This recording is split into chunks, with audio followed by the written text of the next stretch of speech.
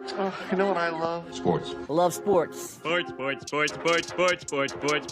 it comes to Texas A&M. Where are you getting this information? Let me tell you. Welcome to TexAgs. I need to talk a little sports with you, Ags. David Nuño here with TexAgs Radio. Billy Liucci here on TexAgs Radio. Olin Buchanan. We will develop men. We will graduate players. And we will win championships on the field. The best way for us to win is to do it together. Do you realize everybody knows who you are right now? Very thankful to 12th man. They've won us games. Been in college baseball for a while now, but I've never experienced anything like 12th man. That's about as pretty a throw-catch combo as there is. I saw the safety roll, the slot fade. I knew where I needed to put the ball. Our skill set worked great together. Like, he was more speed and I was more power, and then we put together, it was like thunder and lightning, you know. You know, if I'm betting on anybody, it's the Aggies.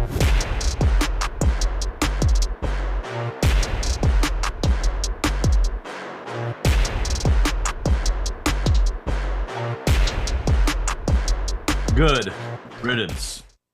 Welcome into TexAgs Radio, presented by David Gardner's Jewelers, Rollo Insurance Studio Go Hour, presented by The Warehouse at CC Creations. David Nuño here in Seattle, Washington. Olin Buchanan is at the Rollo Insurance Studio in College Station. Billy Liucci will be joining us here for what is a monumental show, because I'm sure we'll have a lot of folks from across the street, when I say across the street, across in Austin, listening just to see our misery. This show, OB, to me, it's interesting because Soundbite Jim, and that's how he's going to be referred to, at least for me, was great with the sound bites, wasn't he? This is freaking Texas A&M, or whatever he said. That used to be on our intro. It was a transactional relationship for Jim Schlossnagle. It was not a transformational relationship for Jim Schlossnagle. And when you come to Texas A&M, this place is supposed to move you. It's supposed to make you feel like you're part of a family. But I should have listened to the press conference when he snapped at Zane and realized he was already telling us what he was doing. He said he left his family at TCU to come to Texas A&M. What made us not think that he wouldn't leave this family as quickly as possible? Because he did leave his family at TCU for a job. Of course he would leave Texas A&M. OB, good morning, buddy. Yeah, good morning. I personally am not I'm not so upset about the coach moving as I am the bald-faced lies. Now, they can, from Monday night. Now, you can get into semantics and say, well, he didn't actually say he was leaving A&M, but he said, I came to A&M with the intention of no other of it, ever taking another job, and my mind hasn't changed. So you can play semantics all you want, but it was a bald-faced lie, and he knew it when he was lying, and he had the nerve to say somebody was being selfish while he sat there and lied. And I think Schlossnagle accomplished two things. He was able to get the job as the head baseball coach at the University of Texas, and I think he ensured first ballot induction into the Hypocrites Hall of Fame. And I don't think there's any other way to put it. He is a liar. Yeah. A couple things about it. So people were asking, well, how long have we known this and that? And if we had a responsibility to tell folks. I didn't believe anything until it was official. So I was actually shocked yesterday when it came down, even though I started piecing together certain things, but nobody had told me anything. I didn't know that he was actually leaving for Texas. We all saw the messages on other message boards, and it would be brought to our boards. We heard the whispers out there. I did not believe it. And I think Billy said this yesterday. I believe he said it on his rapid reaction. And this is the truth. We were not going to ruin what could have been a national championship, right? The fact that Texas, whoever did it, and look, I know that their fans are super excited and happy about it, and they're getting a wonderful baseball coach. That has not changed. Jim Schlossnagle is a great baseball coach, and I think he comes across as a great leader. This is scummy. This is as gross as it comes. This is sleeping with your friend's wife, right? Like, this is scummy, especially hours after he ripped into Richard Zane. but I didn't know he was going to leave. I was not in that know. What I had heard was that there was some serious interest on both parties, but I was not going to do anything to damage that locker room. And for the University of Texas, whoever it was, to leak it on the day of the championship, that, calculated effort, concerted effort to hurt Texas A&M. They wanted to hurt Texas A&M, who is apparently not their rival. Well, they certainly tried to do that.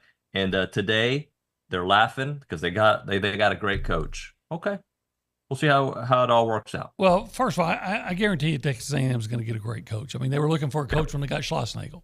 So, and they'll get a great coach. If they don't, you got to get a new athletic director, because that's what an athletic director is supposed to do, among other things, is hire great coaches. Jim Schlossnagle is not the only great coach out there, and A&M has so much to offer, and I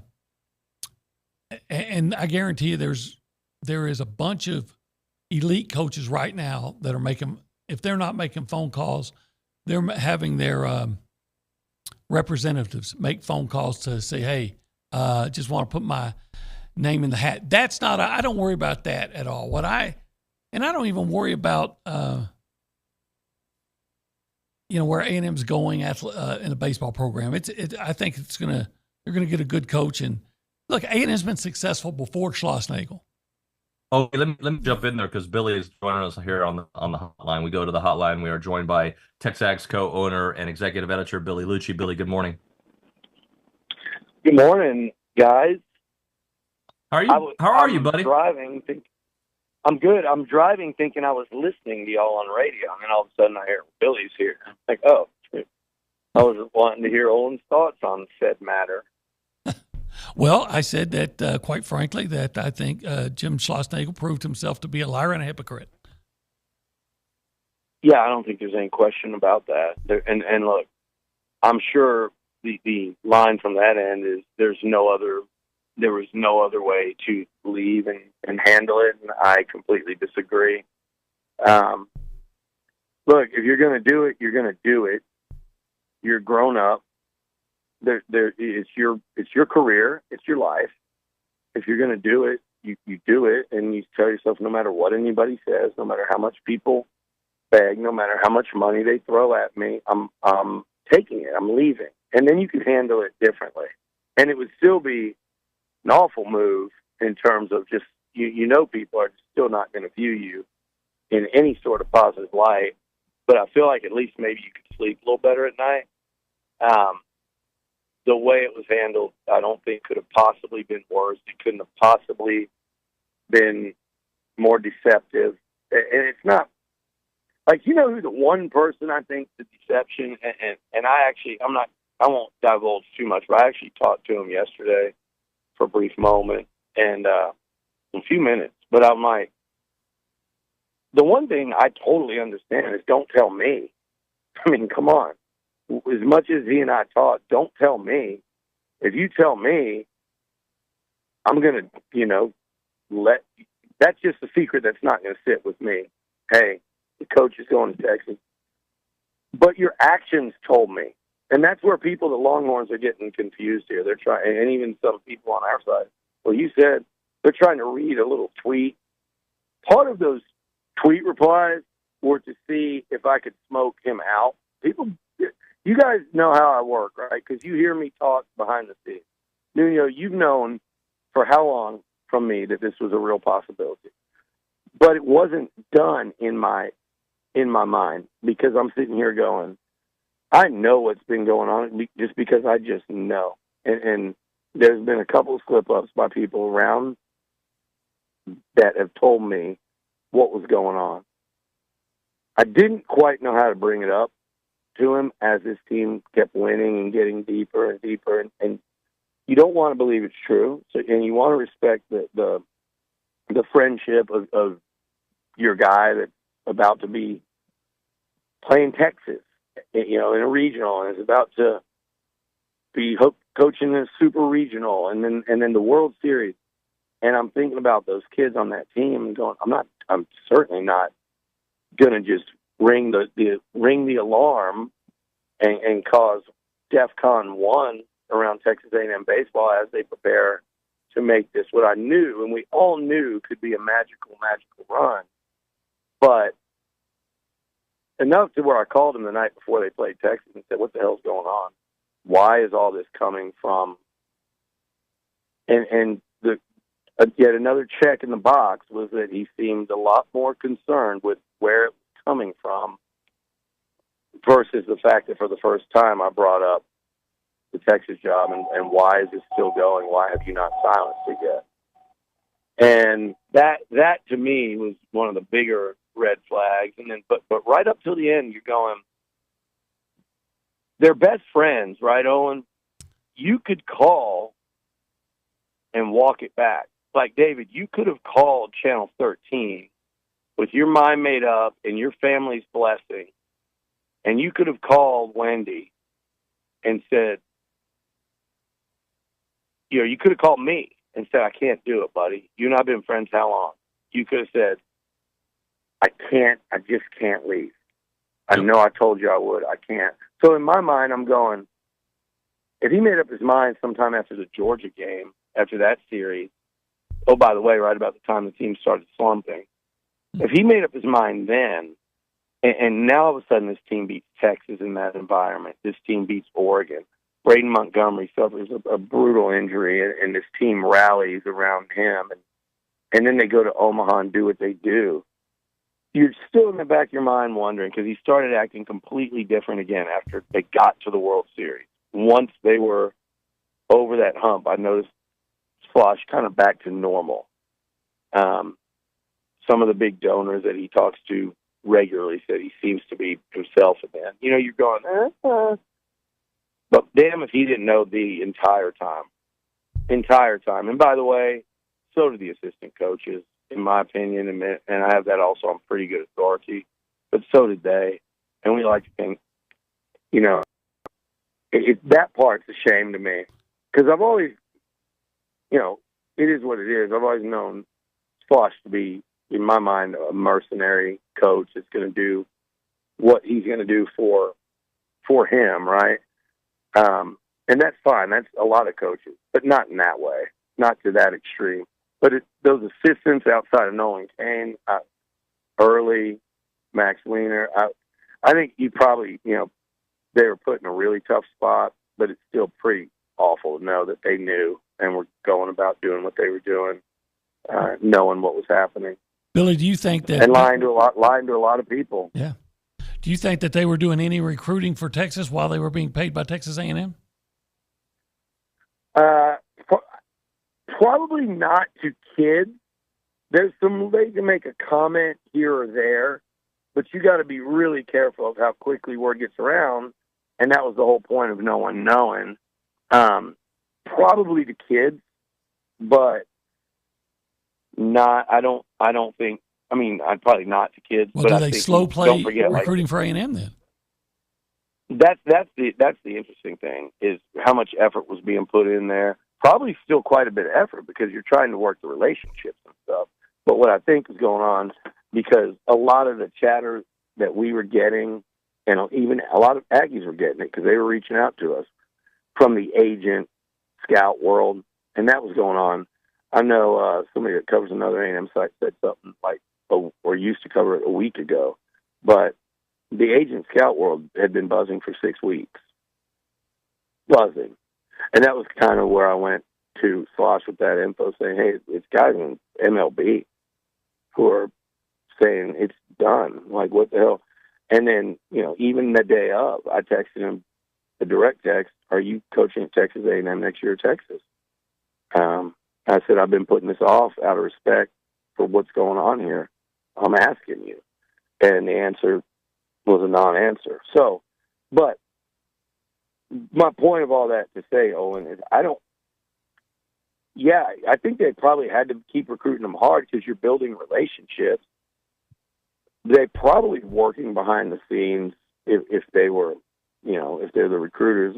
I know they are, particularly like a Nolan Kane.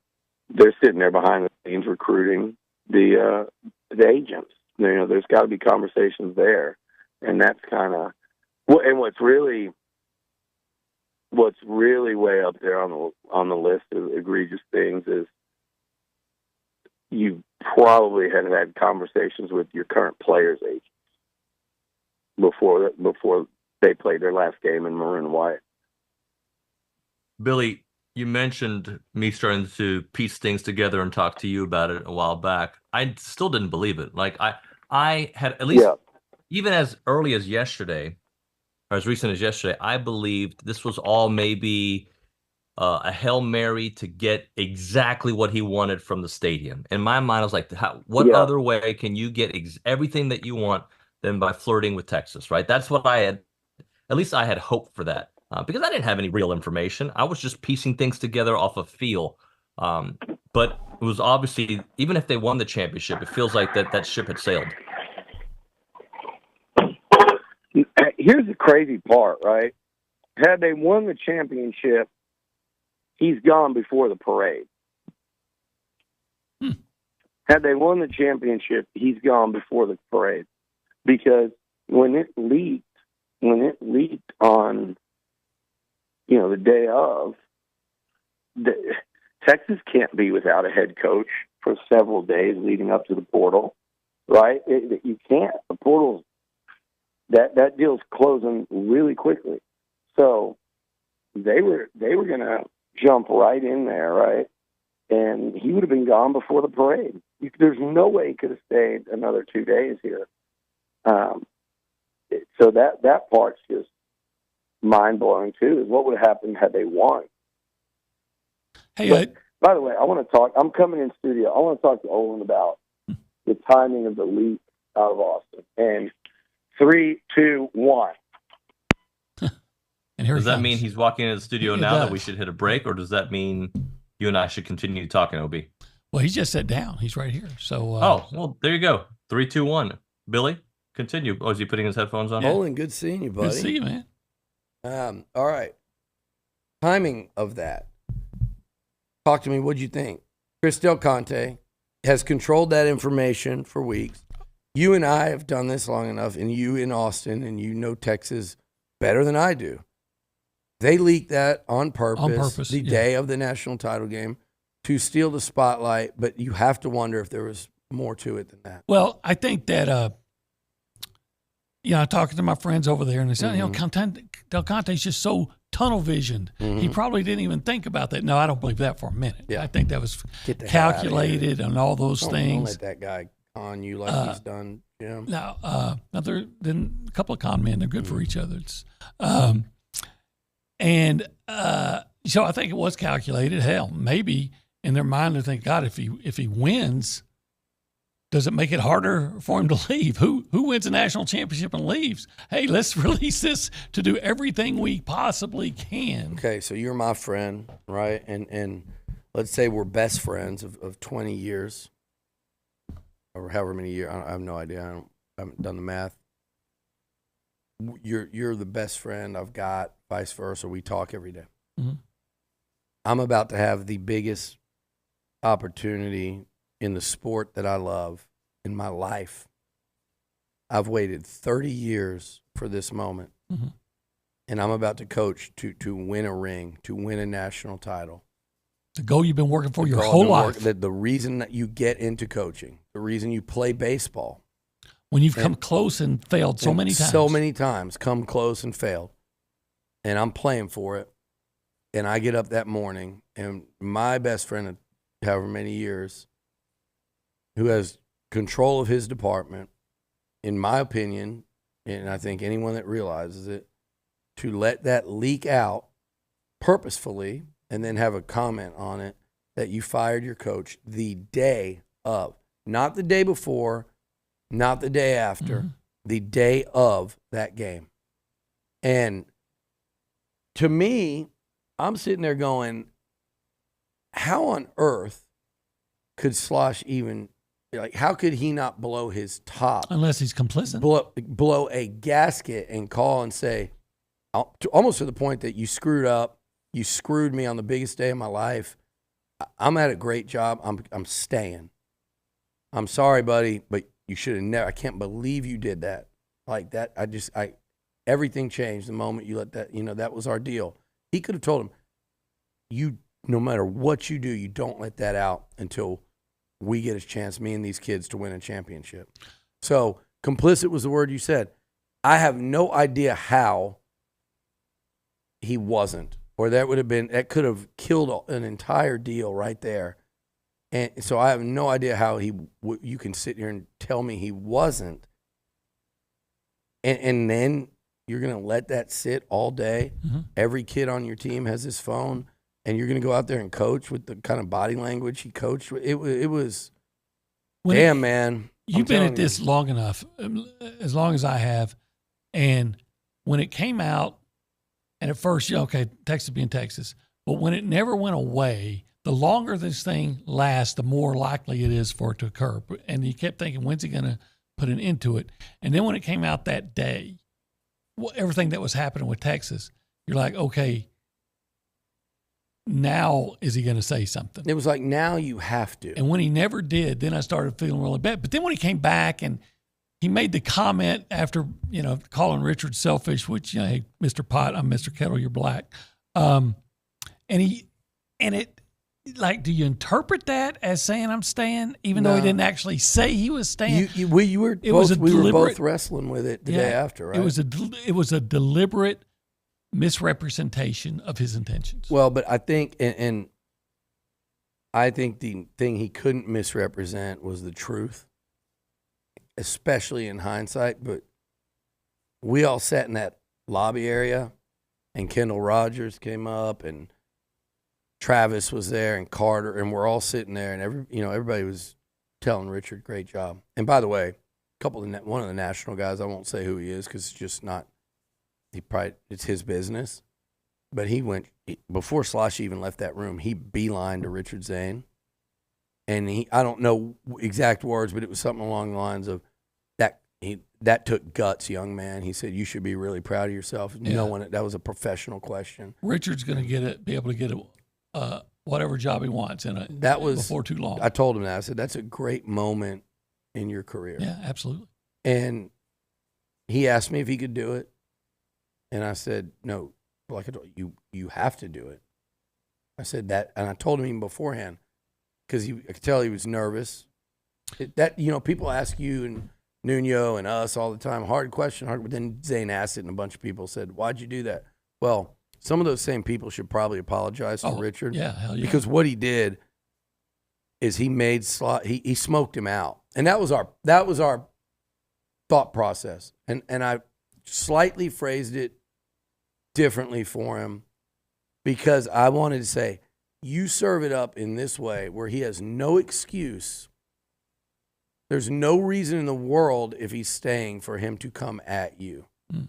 You can say, hey, man, even if he said the word selfish, it's pretty selfish on the timing of it. If he would have it wasn't selfish, but even if he would have just been calm and got the shot in, like, man, I'm kind of pissed you asked me that, but he still could have taken that.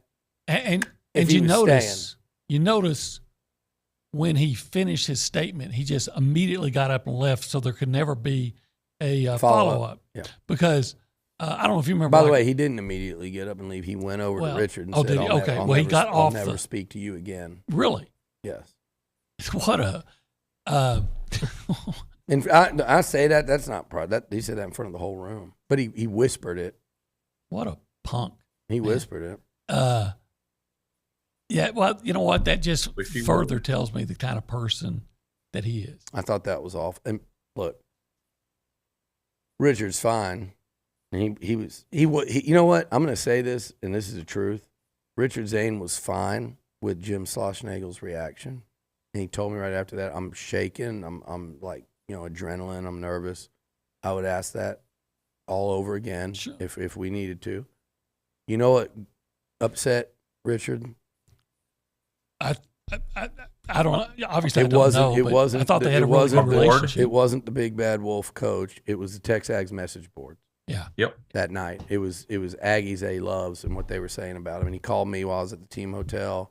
I didn't have service. I had this long thing written up. Then I got home at about 2 a.m. and I said, guys, this is absolutely ridiculous. And that was the hardest part of the moment for him. And that to me, that's a damn shame. And if you're one of those people, you want to come up to me and explain to me why you went at him like that, I'd love to hear it. I'd love to understand it and hear it. Well, I did see some on the board say, "Hey, Richard, we owe you an apology." Yeah, and I appreciate that. I know, and I've told him as much. I think Jim Schloss owes him an apology. Oh, absolutely. And it doesn't. I think that everybody in America outside of Austin that keeps up with the story would say that. Thinks Schlossnagle owes him an apology. I've seen John McClain's been all over it. But listen, Aaron Torres. And let's get back to what the whole point of that little thing was. The way he got more and more angry was a guy that knew he was one question away from getting off that podium and getting out, leaving Texas A&M without ever having to address it face to face and in an A&M uniform. Mm-hmm. Guys, we got to hit a break here. Let's hit a break. Sorry, Dave, and by the way, I think it's too late for an apology. I hope he does it, but he should have done it that evening or the next morning. But I forgot you were there, by the way. Good to see you. I know. I don't feel part of the show anymore. Thanks, guys. We'll hit a break. We'll come back with more with Billy. He's on with us for another hour. If you're looking for a reason to move back to Aggieland, this kind of feels weird reading this one after everything. And you need a great job. Again, kind of makes it feel a little weird. How about the Association of Former Students that's looking to hire professionals in many, many different parts of their organization? They are the premier alumni association and the oldest organization supporting A&M in support of that Aggie network. They play a part in every Aggie story from howdy to here. You can find them at Aggie Muster and everything in between. Join a team that exemplifies the Aggie core values of excellence. Let's listen to these Aggie core values: excellence, integrity, leadership, loyalty, respect, and selfless service, all in support of that worldwide Aggie network. If you're interested in joining a team or sharing with someone that would be a great fit, please visit tx.ag/association jobs to apply and get more information on each position. It is the Association of Former Students. This is The Zone. I'm Sean Burnett with your Aggie Sports Minute on The Zone. This update is brought to you by Hilco Metal Roofing and Supply. Call 936-825-0500 or click hilcosupply.com. Aggie Baseball's Jim Schlossnagle is leaving Texas A&M to become the new head baseball coach at the University of Texas. The news came less than 24 hours after Texas A&M lost in the College World Series final to Tennessee. At the post-game press conference, Schlossnagle was asked if the rumors were true, and he shot them down immediately. I think it's pretty selfish of you to ask me that question, to be honest with you. I want my family to be the coach at Texas A&M. I took the job at Texas A&M to never take another job again, and that hasn't changed in my mind. Schlossnagle said in a statement yesterday, "I'd like to thank General Welsh, Trev Alberts, and the 12th man for an incredible experience during my time at Texas A&M. Although I know many will be upset with my decision, I chose to make a change to join a longtime friend to continue my career as a college baseball coach. The run to the national championship game was truly a remarkable one this year, and I will savor the memories and true friendships I have made there for a lifetime." Schlossnagle rejoins his former athletic director from TCU, Chris Del Conte, who is now the athletic director at Texas. In 3 seasons at Texas A&M, he took the Aggies to the College World Series twice, reaching the Final Four both times. Former Texas A&M track and field athlete Athing Mu was clipped by another runner during the first lap of her 800-meter race Monday at the U.S. Olympic Trials. The fall denies her a chance at defending her Olympic title. USA track and field officials have now reviewed the footage of the race, but eventually denied the appeal. Aggie track and field athletes will be back in action tomorrow in Eugene, Oregon at the U.S. Olympic Team Trials. That's your Aggie Sports Minute, brought to you by Hilco Metal Roofing and Supply. On The Zone, I'm Sean Burnett. This is Timothy Cornrup, your local branch manager at WPI. Most of you are aware that we sell, service, and supply parts for Komatsu construction equipment. But did you know that we also have an on-site service technician that provides preventative maintenance, parts, and service for Cinnaboggan, Kubota, John Deere, and every other major brand of construction equipment in this market? WPI has the hoses, filters, fluids, and parts you need at the best price in town. WPI, Highway 21 East at Marina Road, or click WPI.com.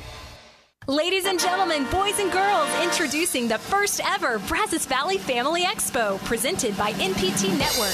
July 13th at the Hilton College Station. A free event jam-packed with activities for every member of the family. Play in the Power Sports Kids Zone, bursting with fun for the little ones like face painting and balloon twisting by Hire an Artist. Plus lots of vendors offering invaluable information for families. There'll be stage entertainment brought to you by the Carlson Law Firm, along with free souvenir tote bags thanks to College Station Surgical Associates. bags. The Brazos Valley Family Expo is the perfect place to beat the heat, shop, and gather all the essential info and resources you need to gear up for a successful school year, all in one place. To see all the wonderful businesses and organizations who'll be in attendance, head over to bvfamilyexpo.com. We'll see you Saturday, July 13th from 10 to 4 at the Hilton College Station for the biggest free family event of the summer.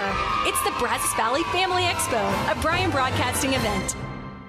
Looking for podcasts of TexAgs Radio, The Louie Bellina Show, or Chip Howard? Look inside the Pod Center at zone1150.com. Don't miss a single rant, guest, or moment. You can download or subscribe to any and all of your favorite shows inside the Pod Center at zone1150.com. There's also a special selection where you can find select interviews from David, Louie, and Chip. Look up Zone interviews inside the Pod Center at zone1150.com. Download or subscribe, but don't miss out. Check out the Pod Center at zone1150.com.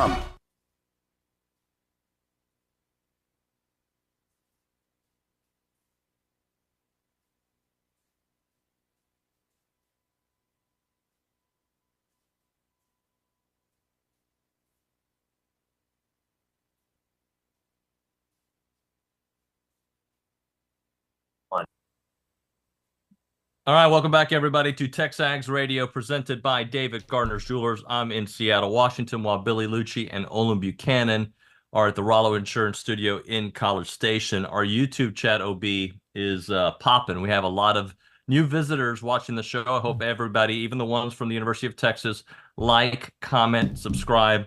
Billy, do you think he doesn't have his headphones on. Billy, do you think Schloss is listening to us this morning? Because I know he cares about his image. I know he cares and he, cares about what we say. Nah. I think he's smarter than that. I know he's a couple people have messaged me in our media market that he's blocked already. He's gone the Gary Patterson route. So I would do that. I wouldn't tune in, and I said as much. I said, don't, I wouldn't tune in. I said I wouldn't listen to anything I say or read anything I read. There's a time to call it like it is, and that time is now. There's no, and I'm trying to be. Look, Olin, guys, what I don't want to do is sit here and you don't give people what they want, and that is. People want, and they'll pick things apart anyway. And again, like, I'm here, you're not. I have this job. I have this company. I was in Omaha. You think we're sitting here stuck in Little College Station. Anyone that knows me knows what we've built here. Mm-hmm. Goes way beyond this room. That's why you guys, Longhorns are listening. You're not just listening today. You listen often, and that's great because a lot of you, even when you hire an A&M coach, you're my friends. I enjoy the banter, the smack talk. But this thing goes on. This certainly does. In some ways you say, hey, thanks for giving us a lot to talk about. Not the way we wanted it, but we'll make the most of it. But and there's people in that media market that think the same thing. It's like, no, you want to build what we've built here, so just stop with the nonsense. But here's my thing. What I don't want to do is go crazy and make this, even though to me he has made this intensely personal with so many Aggies, someone's got to sit up here and not just lose their mind. And to whatever degree, that's going to be me because, look, A&M baseball is going to go on. Absolutely. I'll be more pissed off. I'll actually be, like, I'm disappointed that my image of certain people, and it's not just one, is a lot different today than it was 24 hours ago, and how I view them and my level of respect. And and I understand it is, and I promise I get that it is business. It is business. If Vic Schaefer left Texas today to come to A&M, his alma mater, which by the way I don't think he'd do with what he's built at Texas. I don't think if Joni Taylor said, I'm retiring from basketball coaching, I'm going to go and be an AD, which she could be, or probably a great speaker, motivation, whatever. If she said I'm retiring, I don't know. I don't think you could hire Vic Schaefer away from what he's done. That guy went here. So, but if he did, there is a way to handle it, and that is going to determine how I view you. And so I'm disappointed more than anything else for the kids and their families that have been reaching out to me. It's crazy to me that those same coaches are going in there right now trying to recruit those kids to Austin. Yeah. It's wild after what they did that any of those kids would even look at them the same or their families. Can they? Doesn't the SEC have some rule against? There's some coaching change rule. Okay. All right. That's right. So my point of all that is to say, it's not, I'm going to be way more angry and pissed off if A&M doesn't go out and make a real high quality hire that makes those coaches go, all right, guys, stuff just got real. Mm-hmm. And if it's anything short of that, that's what's going to make me mad. Well, see, Luch, first of all, I'm more emotional than you are. And I'm pretty emotional. And I'm old and crotchety. We all know that. So I tend to say what's on my mind without filter too often. Yes. Now, I'd love to sit here and talk about. It's not a filter. What I'm doing is called restraint. To a degree. I don't think I've held back. But you're right in the way to approach it. I would like to sit here and talk for an hour about Judas, Brutus, and Schloss, and put them all in the same group because they're all a bunch of backstabbing, double-crossing turncoats. But you are correct in that. And oh, by the way, and had he just left, I agree with you. Had he just left for Texas, that would have been bad. But it's a business. You acknowledge it and you hate it. You hate him more because he went to your arch rival. Yeah. But like LSU feels about Nick Saban, and yet there was there was a stop in the Dolphins in between. But again, all the things leading up, and all the backstabbing, all the things it's been going on for so long, and how did it affect the team? How does it affect all those things? Just make it worse. And yet, you're absolutely right in that the focus has to be on, hey, who's the best coach that you can hire that can bring here and begin the process of routinely kicking Schlossnagle's ass. Yeah, and look, Texas got tired of getting their ass kicked by him, so they hired him. I think it's just the reality. A&M had a coach here that was routinely kicking Texas's ass. Now you want it that much more. Oh, absolutely. And he can't run. Guys, let me jump. Go ahead. I was going to say we got to get back on the track because we're way off the clock. We'll hit a break here. We'll come back. We'll pick it up from there. Right now, we're talking Rollo Insurance, the official insurance provider of TexAgs Radio. The difference is real. They have their headquarters is on Highway 6 in College Station, but you can follow them all around Texas. They have 54 offices in the great state of Texas.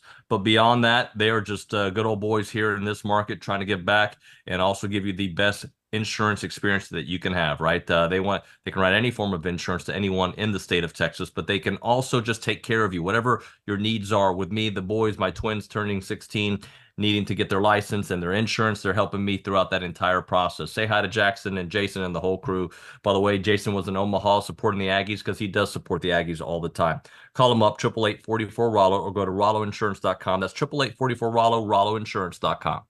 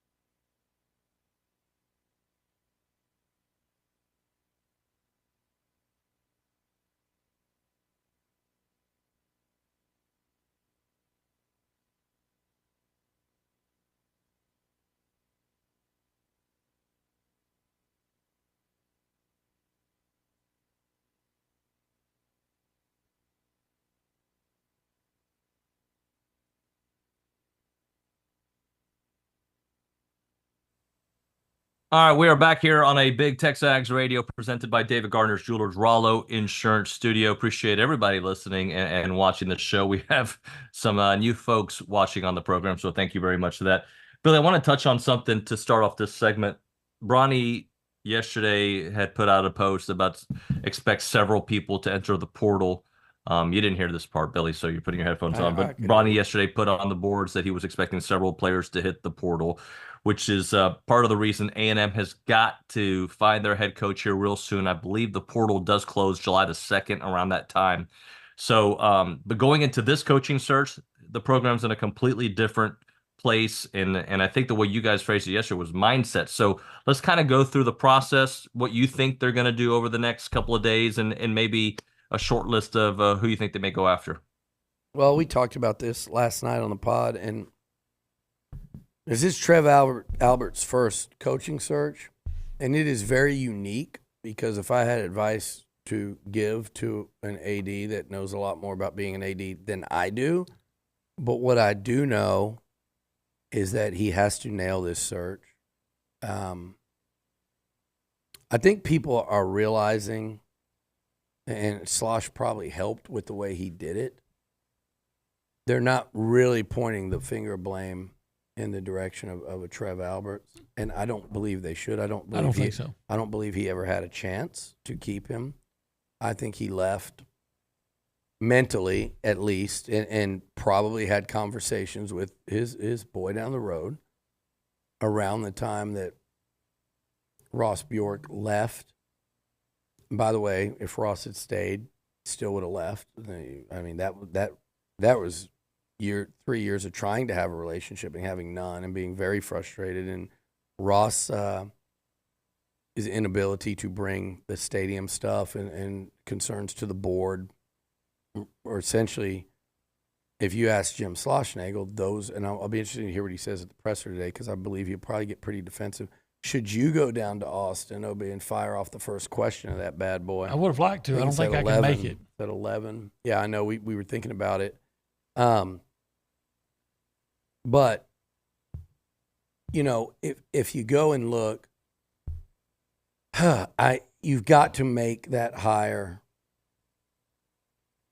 and make it a strong one, because I think Slosh, he left when he didn't get his AD. He was on the search committee. The guy he wanted, was no secret, was the guy at Army who was on the baseball search committee, a baseball guy. And A&M, and they shouldn't have. You don't hire an AD per your baseball coach's request. I love Aggie baseball. You love Aggie baseball. You shouldn't hire based on the football coach's request. And Mike Elko understood that. That's why he kept that deal at arm's length.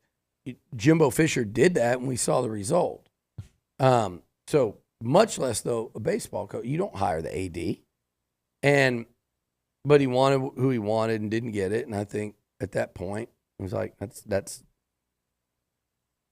I think he's here today, Olin, if he didn't have the safety net in Austin of Chris Del Conte. Anytime something went wrong here, as long as David Pierce was not getting it done, this hire was going to happen. He knew he had that golden parachute 90 miles away. And so when he didn't get exactly what he wanted here, he left. He'd probably say, I didn't get anything I wanted. But had he not had Austin and CDC and the Longhorns to fall back on, I believe he would be frustrated, but he would have stayed here, and he would have found out, and I know he was aware that he was going to have a $3 million plus contract waiting on him that everyone was ready to ratify and make done. So he would have been the highest paid coach in baseball and then some. And I don't know if it's as much as they're going to pay him, but he would have a $3 million a year plus contract, for those wondering. That was happening. And he would have eventually learned that people, and I understand if he thought people were misleading him about the stadium, but he would have eventually learned that they're not, because it's a new AD, it's a new president, it's a new regime, and they're serious about it. And he was a big part of why they were. You know, the way this team performed, the way he pushed for it, somebody else is going to coach in it now. Yeah. And to me, if you're A&M, you ramp that bad boy up even more. So going back to what I was going to say, OB, if you're Trev Alberts, you have to make a great hire. Have to. There's not an alternative. And you have to do it. This is the unique part, and this is where I come in to say, what do I know? Not much, but I know this. You've got to do it on a much more accelerated path than you're probably comfortable with. And that's where you show like what type of AD you are, because there's a search, there's a normal search, which takes time, and you overturn every stone, you leave no stone unturned, and you get the best guy. And there's this search with the optics of it, how fans are feeling, where they went, all of that, and the fact they're coming after your players and timing with the portal. This thing needs to be done quickly. You know, I have to admit, I don't know all the great baseball coaches in college baseball, right? But I'm thinking you're on the phone today and you're calling Vitello, right? Make him say no. Who are the best? You call the guy at Wake Forest, Oregon State, you know, places that have been really successful. And you see if you can't make as big a splash in your hire and get somebody, not just for splash though, that's really successful. Florida State, that's really successful, that says, look, A&M has so much to offer. And otherwise Schlossnagle wouldn't have been here in the first place. And like you said, they're going to make it even better. And he look, nobody is going to want to give him any credit on anything today, and I get that, and it's hard to, but he made this place a much better job. And his pushing and grinding and doing all that about the stadium, the next guy's going to reap the benefits of that. And he's going to reap them in a big way. And it's also going to allow you to hire another big-time coach. Look, when they hired Slosh, it was Tadlock, Slosh, Vitello. And they interviewed the guy at East Carolina just almost like for future reference. And I don't think this right now will end up being future reference. Maybe it does.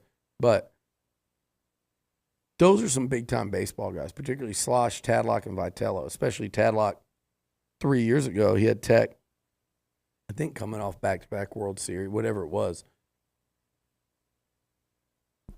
The profile of this job is even higher, exponentially higher now than it was then. When you factor in stadium, NIL, it's so much. It's such a bet. Well, I'm saying it's the geography hadn't changed. Right. It's the only thing that hasn't. But it's just one of the things that makes it a great job. Makes it. But attractive. Here compared to 3 years ago, you get Brauninger in here talking about this. It is an exponentially better job than it was when Slosh got here. Hey, let's hit a break here. We'll come back with the final segment in the Go Hour. I think Billy's going to stick around and OB through 9:15-ish. So we'll continue the dialogue. Right now, if you're looking for a great place to go get your food cravings and just have a fun atmosphere and hang out with good friends with great food, you need to go to Varsity Grill House. They are Aggie-owned and conveniently located in front of the Academy on Highway 6. They have a vibrant atmosphere, and the food is fantastic when you go there to Varsity Grill House. They have mouth-watering dishes crafted with care, sizzling burgers to savory four-farm steaks. They have over a dozen signature cocktails at the bar. They've got something for everyone. Treat yourself to awesome mason jar desserts, the perfect ending to a great meal. Planning for a special event, they can help you out there as well. Don't forget, they're your go-to destination for hosting unforgettable gatherings. Swing by Varsity Grill House today and taste the difference. It is Varsity Grill House, your home and good times for great food. See you there.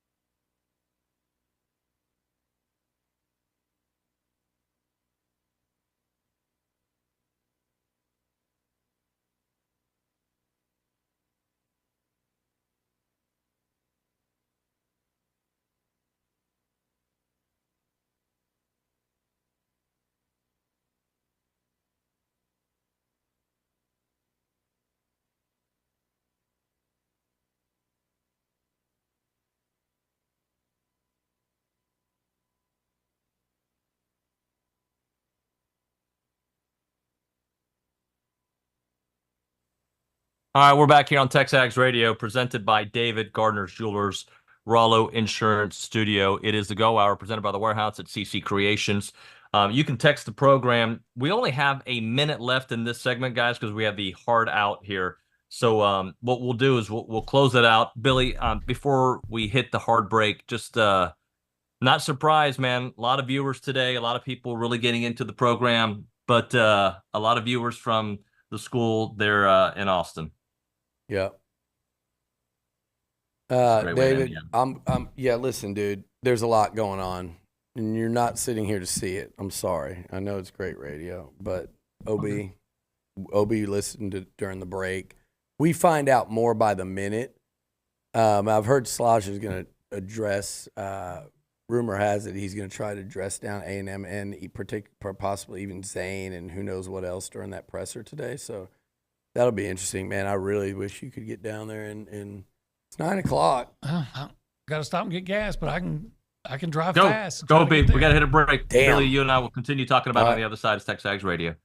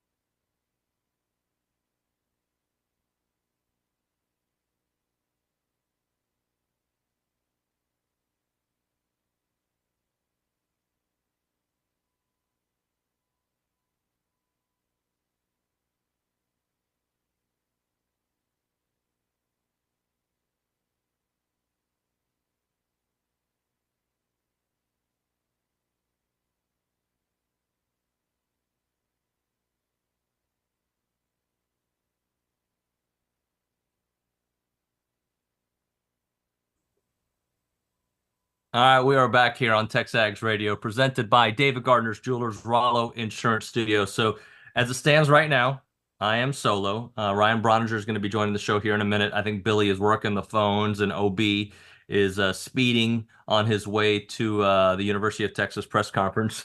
Hopefully somebody on the chat said they hope he doesn't get arrested or a speeding ticket, but it'll be great theater. I believe we have Ryan Brauninger now. And we have the great Billy Liucci joining us back here on the program. We will try to get to some text throughout the show. I know Nick's going to be taking over at some point. I can't see what's in the studio, guys, so if you can change my Zoom view so I can see that the guys are there or not, I'd appreciate that. 979-693-1150 is the phone number. And with that, Billy's back in studio, and I believe Ryan Brauninger is here in studio. Bronny, welcome to the show, man. Good morning. Right? Good morning. Good morning. I'm Billy. Here so too. I don't know. Can you touch on what you kind of left, that little bomb you dropped at the end of the 8 o'clock? Just a little bit of insight to what you were saying there. I don't know what it was, but listen. You've gotten some intel about what the presser could. Oh yeah, be about. they might. He's likely to try to air out A&M and potentially even Zane, but this can just keep escalating and doubling and tripling down because, I mean, I don't know. The stuff Bronny and I hear as this thing goes by the hour makes it feel slimier and slimier. Yeah, let's start with this. The amount of kids that have found out about this via Twitter and social media that never got one text about the coaching staff's intentions or never told them thank you. And most notably of those, Billy, is the guy that wore number 12. Yeah. That kid found out via social media. Yeah. So all that stuff, just like everything else that came out of their mouths for the last 3 years, was all lip service. All the stuff you said about number 12. Yeah. Because when it came down for you to make a tough decision, just like everything else with this whole process, you were conniving and deceitful, even with the kid that you said was supposed to represent this university, and you brought this number 12 tradition to A&M baseball. And we all thought it was a really cool deal, and I hope they continue it. Too. But it should not be reaped upon him as like this hugely beneficial thing for the program because of how he handled it. And, oh, by the way, there has been a flood of text messages come on my phone, I'm sure yours as well, from former players of his that all said we could see this coming a mile away. Whether they liked playing for him or not, they all said we saw how he treated other people, and we knew he had this side to him. I'll go back to his current team. And you saw what you saw what Travis Chestnut's mom posted on social media. You've seen what Braden's mom's posted on social media. What Ryan Targach tweeted. There are a lot of guys and their families on that team that I think Braden Montgomery found out on social media. What a joke. The guy that. What an absolute joke. So, so you think about that, and where I struggle with it is I look at those assistants. Not Nolan. Look, if you're an ace recruiter nationally in any sport, you can do something like that. I've come to fully understand that, whether I like you, whether I don't. Like that is. You're not that guy without being that guy. But guys like Early and Max, I'm like, how long did you know? What were you doing behind the scenes? What were there burner phones involved with people on that side of things? And I know you've got intel. So those type things are that makes you, again, just really really disappointed more so than, and then you go into the anger part of it. Like, dude, again, Bronny, I can't wait to see who they hire and what they do to combat this. It's going to be fascinating. It's going to be because mentally, like I'm very quickly, completely moving on, and depending on how this press conference goes, today we'll see, and then I'm putting a wall up, moving on. I ain't going to believe a word that comes out of his mouth in this press conference, and neither should any Aggie. The only thing that I think he can say that I go, yeah, I mean, you have a legitimate gripe is how long the stadium took when it was a different AD that promised you and helped lure you away from So that's fine. That's it. That's it for me. That's fine. And then I draw the line. Like, I get that frustration. Oh, by the way, I'm sure Chris Del Conte told you he's going to build you a big stadium on that corner. You walked away from $80 million stadium. He may not believe that. And he can say, hey, I had 3 years of being told that, or let's say at least 2 with Ross where there really wasn't nearly enough movement. That's where I cut it off. Anything beyond that, no, you just wanted to go there. You didn't have your AD. You didn't get what you wanted, and you always had that. You talked to that dude all the time. But I've said it earlier, and I got to go, and you guys can talk. There's a right way and a wrong way, even if you're leaving for Texas. But he didn't do anything close to the right way, and nobody on the staff did. There's a right way and a wrong way. Even if you're going there was a right way. I can't believe the amount of charades and shams that were put on in front of us, privately, publicly. I'll be back. David, it's as with anything with these kind of stories, let's go back to like when A&M let go of Jimbo, right? And we knew there were some things going on that were not – they weren't operationally organized or functioning within the football department. I'll just leave it at that, right? We knew it was bad. But as the coaching transition happened, we kind of started to uncover more and more and really got to understand what Mike Elko was having to go through on his day-to-day to try to clean some of that up. There's no difference here. We knew some of the stuff that was going on behind the scenes. I'll say it again. I know you guys address it in the 8 o'clock hour. We chose not to go public with any of this stuff, but out of respect for the team and what they were in the middle of accomplishing. We had more respect for those kids than their own coaches did. Point blank, period, end of story. Do you disagree with that? 1,000%. Look, we weren't going to do anything to sabotage a chance for a national championship for the university that we love. And I said it from the very beginning, Bronny. I didn't want to believe it, even though I was feeling it, right? Like there was still a part of me that's like, maybe this is just business, right? And what it was just business for Jim. And it was totally really transactional. When you go to Texas A&M and you go coach at A&M, if you believe all the soundbite Jim is what I called him to start off the show. If you believe all the sound bites, right? You shouldn't. It was all lip service. You don't make the move that he just made and the way he made it, and also dress down my coworker.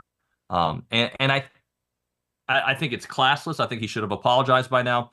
And some people are making the mistake of thinking that we are saying that, when A&M took Jim from TCU, this is the same thing. No, it's not the same thing. These are completely different scenarios. And he reached out. Coaching happens in college sports, right?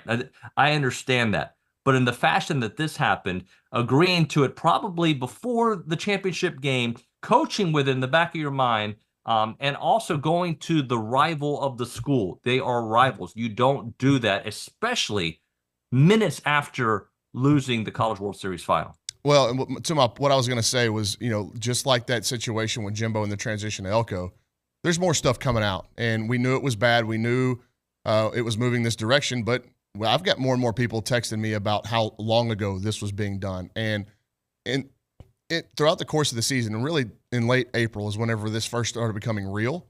And I was getting intel from the travel ball circuit. I was getting intel from college coaches. I was getting intel from current agents, from former agents, from MLB scouts. Like, it was all coming in, and it all really started in late April. And it was around the time of that Georgia series, right? Well, then I start getting calls and text messages at the 1st of June saying, this thing is done. The Texas NIL people are telling a lot of folks that it's done. We had intel from the travel ball circuit, man. I've been doing this for over a decade in the state. People talk to me, people talk to us about what they're hearing. The community is very connected. I started getting texts and calls about former from travel ball coaches whose former players were on the roster at Texas. They were being guaranteed that it was Schloss even back then. Like the players at Texas thought it was going to be Schloss, especially after they fired David Pierce, or after the regional, excuse me. After Texas lost in the regional, we started to hear from multiple Texas players that multiple Texas players were being told, sit tight, Jim Schlossnagle is coming. In fact, one of the text messages I got said, unless he gets hit by a bus, this thing's done. That was in early June.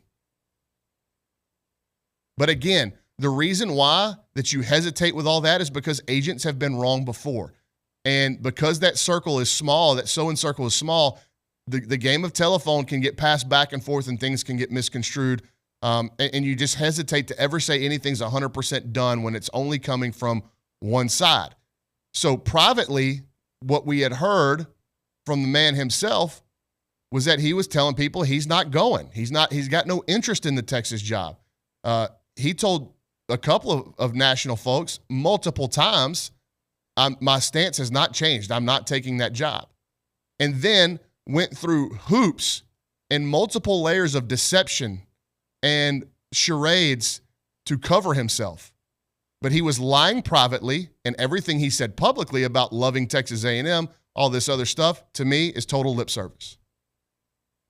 Brian, for you, and Billy has a personal relationship with Schloss, and they were friends before this, and so this is different, right? For you, that I don't know if friends is the right word to call with you, Jim. I don't know, maybe you were, but I know you had a great working relationship, and you felt like you knew the guy. How has the last month been, considering we all agree he's a fantastic coach? That Texas is getting a winner, and they will win with Schloss. I hope they don't win versus A&M, obviously, but they're getting an excellent baseball coach. That does not change. And I thought it leading into the championship game. I still think he's a great coach. But the slimy part of all this, how does that change the way you've looked at the last 3 years? I don't know about the last 3 years, but the last couple of months for sure. Yeah, I had a working relationship with him. We texted a lot. We called he asked me to do him favors, whether it be reporting on the team or helping out, reporting information about game times and getting to the ballpark early, all this stuff. He did all of that knowing that he was, I was helping a guy that was conning me. I had personal relationships with guys on that staff. I really did. A couple of them were at my wedding. And I feel betrayed because I feel like I was looked at my face and lied to. I was talked to over the phone and lied to. There were deceitful charades put up as if nothing was going on behind the scenes. And you don't have to look at me and tell me that you're leaving and you know that you're leaving and going to Texas.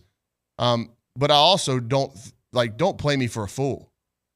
Don't build up all this other stuff and come up with these grand stories of what you've got planned for the future when you know it's all a lie. And the layers that were gone to try to throw people off the scent, at the end, we were going, okay, this is all too much. Like it just kept doubling, tripling down. It was all too much. So, yeah, I'm disappointed. I really am. It's hard for me not to sit up here today in front of this microphone and be extremely disappointed in people that I thought were stand-up human beings. It's I saw it happening though, like in my mind, like I was thinking about it during the game. I was thinking like, man, I hope what I'm feeling isn't true. But I was thinking that. I was like, you know what? It won't matter. Win a national championship, move on. It might. And they might have. So damn close. It might have. It might not have. We'll never know. But for them to be coaching those kids in that game, were you fully committed? Were you? You can sit there and tell me, and none of those coaches would ever deny that they weren't. But now, knowing what we know, were you? Can you honestly say that when you have one foot out the door that you're going to be coaching with everything you've got? Now, I don't think they made any decisions within the game that made me go, what are they doing, kind of thing, or like where they were trying to lose the game. I don't think that's it at all. But you're crazy if you don't think that those kids in that clubhouse and that dugout had some kind of inkling. You're crazy. They absolutely did. They were asking us about it. By us, I mean me and Billy. What do you think he's going to do? Player parents, what do you think that's going to do? Do you think that's conducive to a fully functioning clubhouse at the highest level? And they lost the national championship by 1 run. You're looking for things to blame. How is that not one of them? So you said yesterday on the boards, you posted on the boards, you expect a lot of guys to go in the portal. Yeah, and can I say this? I'm not upset with the kids that are going to do that. There's obviously a ton of stuff in flux. There's a ton of questions being asked them. As much as my phone's going off, I bet theirs is tenfold. And in the end, they're going to have to go back to their families and their inner circles and make some decisions. What I would caution for any of those that might be listening, whether it be player parents or players, whatever, is don't do anything too hastily, even though you're being told that you need to. Just chill. I have it on pretty good authority. Billy has it on pretty good authority that the brass at Texas A&M is more fired up about this than even me and Billy are. There were a lot of people that were lied to. There was a lot of deception had with a lot of people. And we're at the bottom of that totem pole in terms of importance. And when I say we, David, I'm talking about us as a company, right? There are plenty of other people that feel the same way that we do that have way more of an influence on what can happen going forward. And I feel like they're pretty motivated. So if you love Texas A&M, if you're a player on the current roster or a commit or a portal signee and you fell in love with Texas A&M rather than the coaching staff, my advice to you would be just chill out for a little bit. You don't have to do anything, even though you're being told that something, you need to make a decision, the portal's closing, yada, yada, yada. You can go in. That's fine. Go in, see what's out there, and if you think that the situation at A&M is not going to be to your liking or not to the standard that you want, that's fine. But I think if you love Texas A&M and you love this fan base and the school and what it stands for, then you need to give them a shot to get you back. But that shot is pretty short, right? I mean, we've got a very small window before that portal closes. Yeah, but again, I think A&M's going to work with some prudence here. And I don't know what I can say and what I can't say. My phone is blown up since last night with college coaches interested. Now, I'm not saying they're the head coaches that are involved, but there are plenty of really quality assistants and recruiters, major league guys, scouts, the agent side that are super interested in coming to Texas A&M because they know what can be built here. They've seen it, and they want in on it. I have no idea the direction that Trev Alberts and whoever's making the decision on the head coach. I don't know which way they're going to go. I don't know if whatever head coach they land on is going to bring their staff. But I know they will not have a shortage of options for folks to fill out that staff and quality options. And I'm talking about guys that can really recruit the state of Texas. I'm talking about guys that have Omaha and national championship style pedigrees that are all texting me and wanting in on the mix. And some of the best pure coaches of the game of baseball from an assistant standpoint that I know in this region. So I would imagine that if they want to get this together, you've got to get the right head man, and then you got to see kind of what that staff would look like, how he would fill it out. But the options and the interest will not be anything short of really impressive in terms of the names. Let's go over some of the options and that are out there potential options, and maybe a timeline. We'll look at that on the other side of the break. Right now, we're talking QC Kinetics. If you aren't able to enjoy the summer because you want to go outdoors and run, jog, bike, hike, you want to throw the ball with your son or your daughter, and you just can't do it because of joint pain, you need to reach out right now to QC Kinetics because they want to make sure that you are living pain-free in your shoulders, your back, your hips. Make sure your joints are not bothering you at all. They are the nation's leader in regenerative medicine. I'm talking about lasting joint pain relief. No surgery, no drugs, no downtime. Their advanced treatments harness your body's ability to restore and repair that damaged joint tissue. So you can do all the things I was talking about earlier. You can walk, you can run, you can hike, you can play golf, you can move again pain-free. Their advanced protocols have enabled tens of thousands of patients to reclaim their mobility. Stop putting it off. Take action now and live your best life again. Call QC Kinetics right now for a free consultation. That number, 979-452-6000, QC Kinetics, 979-452-6000. That is 979-452-6000.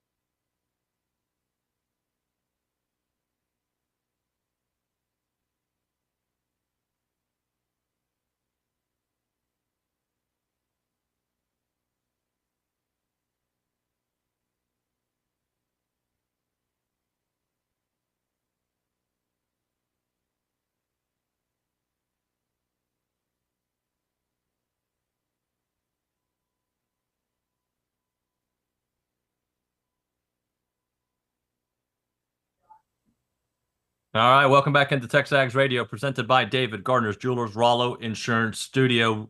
Ryan Brauninger here with us for one last segment. I think the way we're going to do this is Bronny and I will finish this up. Nick's going to take over at around 9:35, 9:40 in that range to talk with Coach Henry and his staff and recruiting country with Jason Howell, and he'll talk to John Scheschuk after that. I know that Bronny and Billy are going to be working the phones. I'll be doing what I can from here. Bronny, let's talk timeline, because I know you mentioned this is going to have to be fast for obvious reasons. Do you think they've already started making phone calls? Yeah, for sure. I want to say one more thing too during the break. Yep. I got a lot of text messages and a lot of tweets and DMs about the stuff I'm saying and people in support of it. And I'm not talking about fans. I'm talking about former players at Texas A&M. The sentiment is wide shared here. I think the more that people kind of go back through their interactions with him and the staff, they're going to feel, there's going to be a lot of people that feel the same way that you and I do, and Billy does today. Yeah, it's a gut punch from the human side, not the professional side, because I think Texas A&M in short order will go out and hire a very capable staff, a very competent staff that can win at that level, because that's what this place is. And it's almost like, David, that the fan base and the donor network is pissed off to the point of no motivation. Do you understand what I'm saying? Right. Like, this guy may have created even a bigger monster on his way out than he could have when he was here. Because now, the reason why they have to work fast is to kind of salvage what they can from a roster perspective to be competitive next year. And that's not lost on the people that are making the decision. They know that. But I still think that they are going to go into this coaching search and then the subsequent portal recruiting and whatever they can scrap together from a roster acquisition, roster management situation. They're going to go into all those arenas as fully loaded as possible, because there's people that are so motivated by the way all this went down. And look, I've got text messages from people that I'm as close to the situation as possible that would indicate some of these assistant coaches were devastated to have to leave. Devastated. And I think if, there's at least one that would listen if the phone rang and they wanted to come back, he'd at least listen. But I don't think you can do that now. I don't think it can happen. I don't think you can either, but I've heard similar things. And it's interesting, Bronny, you said something earlier in the show that I had been told as well. There are people that know Schloss, and I don't think I know Schloss, right? Like, what somebody asked me like a week ago, do you think Schloss would really do something like this? I keep hearing the Sips tweeting about it or talking about it. I was like, the Schloss that I think I know would not, but I don't know if I know Schloss. Because, again, it was a business relationship. He'd come on the show. He'd answer every question with a great soundbite. And that was it. That was the extent of it. Well, to me, in hindsight, it's hard for me not to look at all of the relationships he made here and view them as truly a means to an end. And that's all they were. So, 100%. With the way this exit happened, how do you explain it any other way?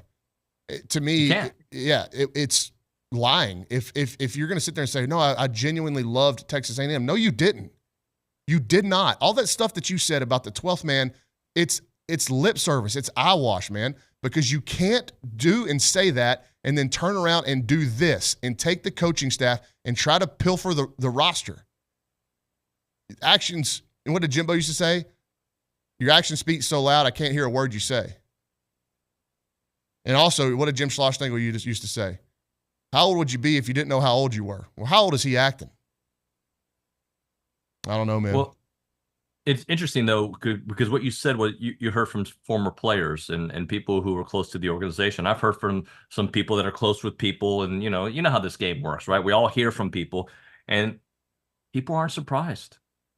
And that's the weird part, because I wish I would have known that a year ago, right? But I've had folks reach out to me, folks that know the situation well. Oh, no. This is always in the cards. Maybe not this particular situation, but this is who he is. And I shame on me for not recognizing it earlier. Exactly. And I feel shame on myself for being conned the way I was with the amount of background information I had coming in. But you give the guy the benefit of the doubt. I'm a trustworthy person. I never believe that somebody's looking me in the face and being deceitful. At right there in the moment. So maybe that's a personality trait that I need to clean up, and is not being so trustworthy of people. But go ahead. No, I think, and I would never read the names of the text messages that I've gotten, like who they're from, but kids that have played for him here that are not surprised by this in the slightest. And I'm not talking about kids that were down the roster. I'm talking about starters and influential players. They are not surprised by this. I also want to apologize to our audience because as recent as the national championship game 3, I'm touting this coaching staff and Jim. And by the way, he is a brilliant head coach. He's fantastic. And I believe he is a leader of men in the baseball sense, right? Like all that. But I feel no, time out. I feel I need to apologize because like I wasn't able to decipher and read through all this and really prepare us for the reality that I in the back of my mind I thought he can't be that. Like he's the guy that I talk to all the time. He's cool. Like I can't believe that he would do something like that. He's good all at those it. perfect sound bites, it just didn't add up. And for somebody who thinks that they're really good at like figuring stuff out, it took me too long. He's good at it. Yeah. Especially now that we know how long this has been in the cards and how long it's been in play. How many times did he sit in this chair right over here to my left and just give us lip service? That's all it was. We were a means to an end.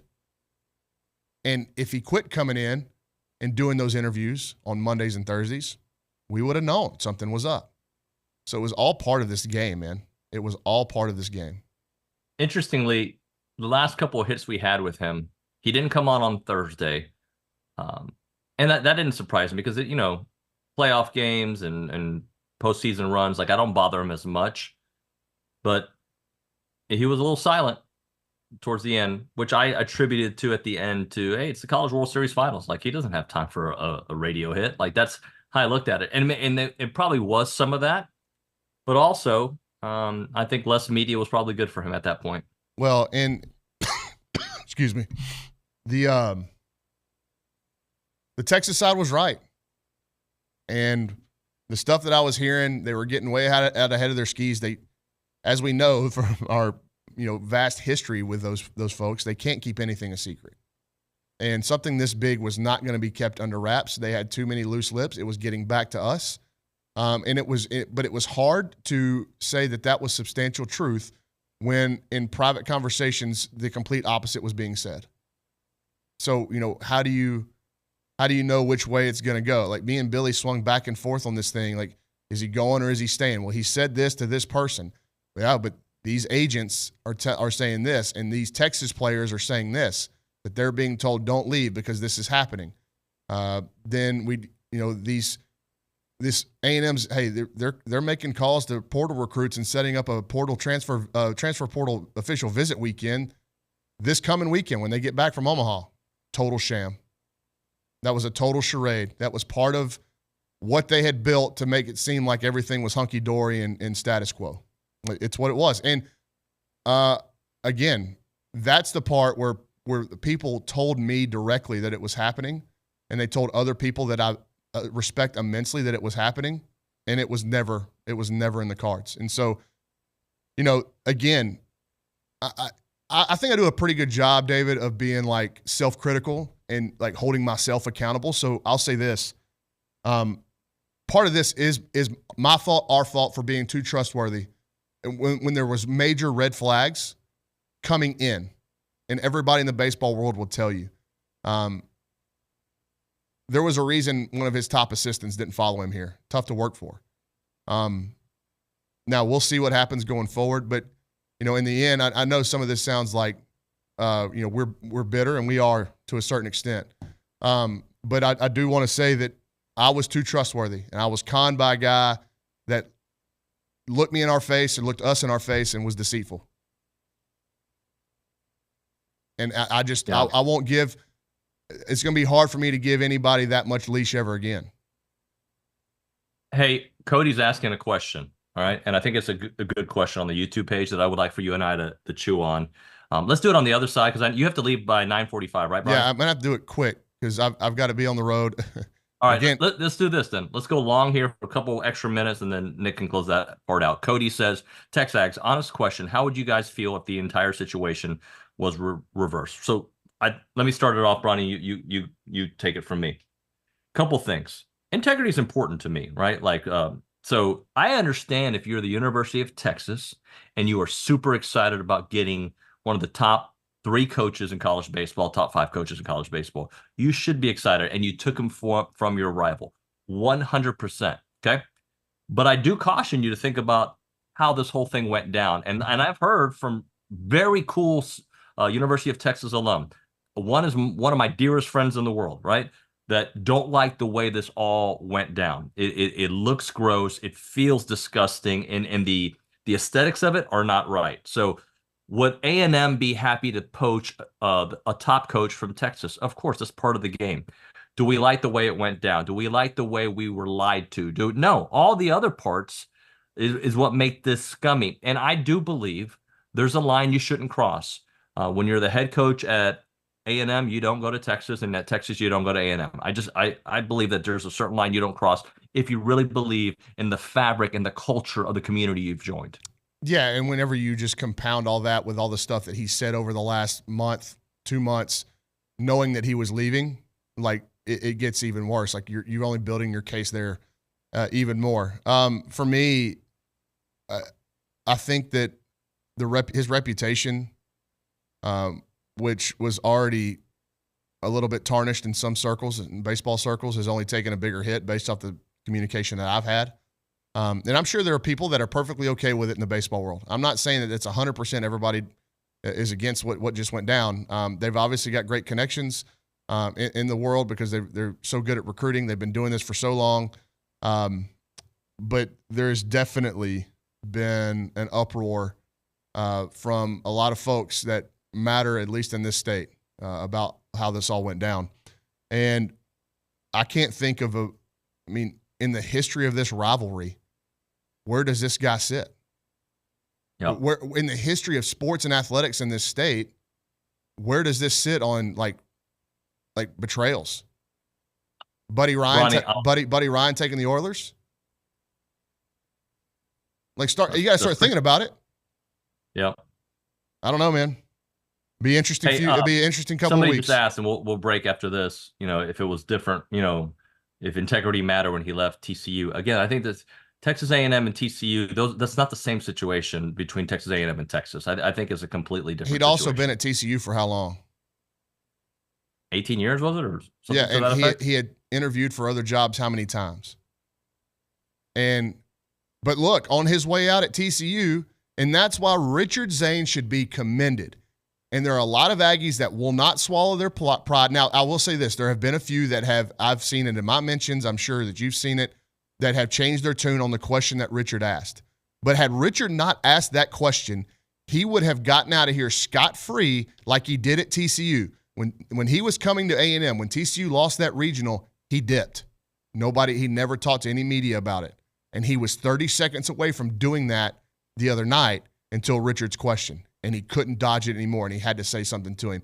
And then for him to come down the podium and say something openly to Richard like that, no, man, miss me with that. I got a big problem with that. Bronny, we'll drop it there, man. Hold on, I'm and sure one more we'll be thing, doing radio all week long, man. Thanks very much for your time. Hey, don't be surprised today if he tries to go hearts and minds in this speech at the Texas presser. What do you mean by that? Like, tug on the heartstrings and say all this stuff about A&M, about how much he really enjoyed it. Nah, man. Not after this. I ain't listening to it. Thank you, Bronny. Yep. Appreciate you, sir. Nick Savage going to take over because we've got a lot of other stuff to get to here, and I'll certainly be catching up with Nick if something breaks. Right now, Hush and Whisper time. That's the place to go hang out in Bryan. It is such a cool place. They're an innovative distillery cocktail lounge founded to defy convention and distill true grain-to-glass spirits. Located in the Verisco building of downtown Bryan, where I started my career many, many years ago at Power 94, the only station that gives a jam. Hush and Whisper spirits are milled, fermented, distilled, and bottled in Bryan, Texas. They got the white whiskey, the original vodka, and the original gin. They source only the finest local ingredients and committed to the highest quality of production. It's a place you can enjoy and cocktail and have a good old time for sure.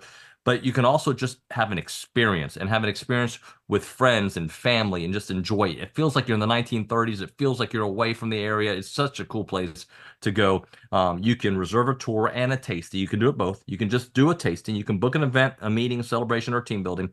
Come in for a cocktail or a mocktail, buy a bottle and experience it at home. Gin, vodka, and white whiskey bottles are for sale. They're open Thursday and Friday, 2 p.m. to 11 p.m. Saturday, 11 a.m. to 11 p.m. 219 North Main Street. The website, hushandwhisper.com. That is hushandwhisper.com.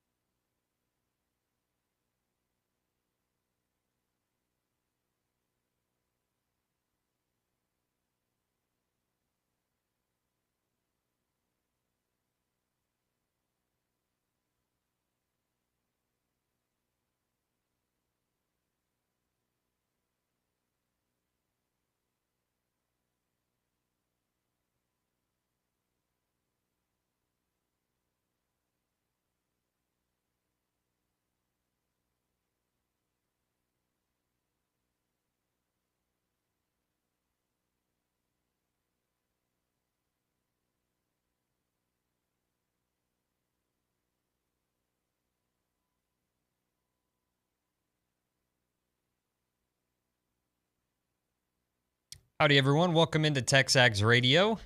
Nick Savage taking over for David Nuño. He's still in Seattle. I think we might be following this kind of structure for the remainder of the week. David will host the first half of the show. I'll take over in the middle. Let me tell you, I should say, what's coming up on the program. We'll get to your text messages here in this segment. Then we'll hit a quick break, get to our track program spotlight, hear about all the good things they are doing out with the Olympics coming up. Obviously, I know the baseball topic is on the top of mind for all of you folks, and we'll touch on that. We got John Scheschuk coming up in the 10 o'clock hour. We'll hear from him at 10:30. But at 10 o'clock, we'll hear from TexAgs senior recruiting analyst Jason Howell to talk a little bit about some Aggie football recruiting, maybe a little deep breath reset for everybody because I know emotions are high today. But Mac, over at the Angry Elephant News and Social Center, I know we haven't heard from you today, but just what are the people saying? Let's hear some text messages. Good morning, Nick. So first, I just want to start off with saying, to be fair to all the posters who said Zane shouldn't have asked that question after the biggest loss of Sloss's career, we didn't know everything that was going on behind the scenes or that it was any kind of possibility that he was leaving. Yeah, absolutely. And, I just, context clues, right? Like if Richard's asking that question, just think a little bit about it. But yeah, I've seen a lot of messages in support of Richard, and when I saw it, I thought that's a perfectly fair question to ask in the moment because you didn't know the next time you'd get a chance to talk to Jim Schlossnagle in a presser setting, and obviously that's going to be today at 11 o'clock. Which, by the way, David let me know that the Zone 1150 will be carrying that Jim Schlossnagle press conference live on air. So if you want to listen to that, you keep it right here on Zone 1150 93.7 FM, and you'll be able to hear what the new Texas head baseball coach has to say. But Mac, do we got any reactions, text messages, people expressing their feelings on the text line? Yes, Zach in Tennessee said, howdy, TexAgs. Good morning, Zach from Tennessee here. A few thoughts here. Like I've said before, great question by Richard. People want to take your coaches when you're good and competing for national championships. I don't expect coaches, especially after Jimbo, now Schloss, to not be a snake oil salesman or just pondering to the 12th man. That being said, have y'all heard anything that you're cool with sharing, or do you have any coaches that you think will target? I'll just say keep it posted to texags.com for that. Obviously, Bronny, Billy, Richard, they're all plugged into the situation. Still a very, very new and volatile situation. So I would just say keep it posted right here to texags.com and follow them on Twitter and follow TexAgs on Twitter, and you'll know all that good info. Mac, let's get one more in, then we'll hit a break and get to our track program spotlight on the other side. After all that being said, after all the beginning hints we started reading the past few days, Richard punctuated that the thoughts many of us had. The final telltale sign was when we welcomed them back to Olsen. Coach wouldn't look at anyone in the eyes. He headed straight to the door, and then when somebody touched his shoulder and congratulated, appreciated him, he never thanked them and kept his head down and moving. The players also did the same. They seemed shocked and looked back. From David in Temple. Absolutely. Thanks, David, for that text message. We're going to hit a break here, and on the other side, like I said, we'll hear from Wendell McRaven and a few other members of the Wendell McRaven and Julia Abel of the Texas A&M track and field team. We'll get updates on all the good things going on there. You're listening to TexAgs Radio, presented by David Gardner's Jewelers.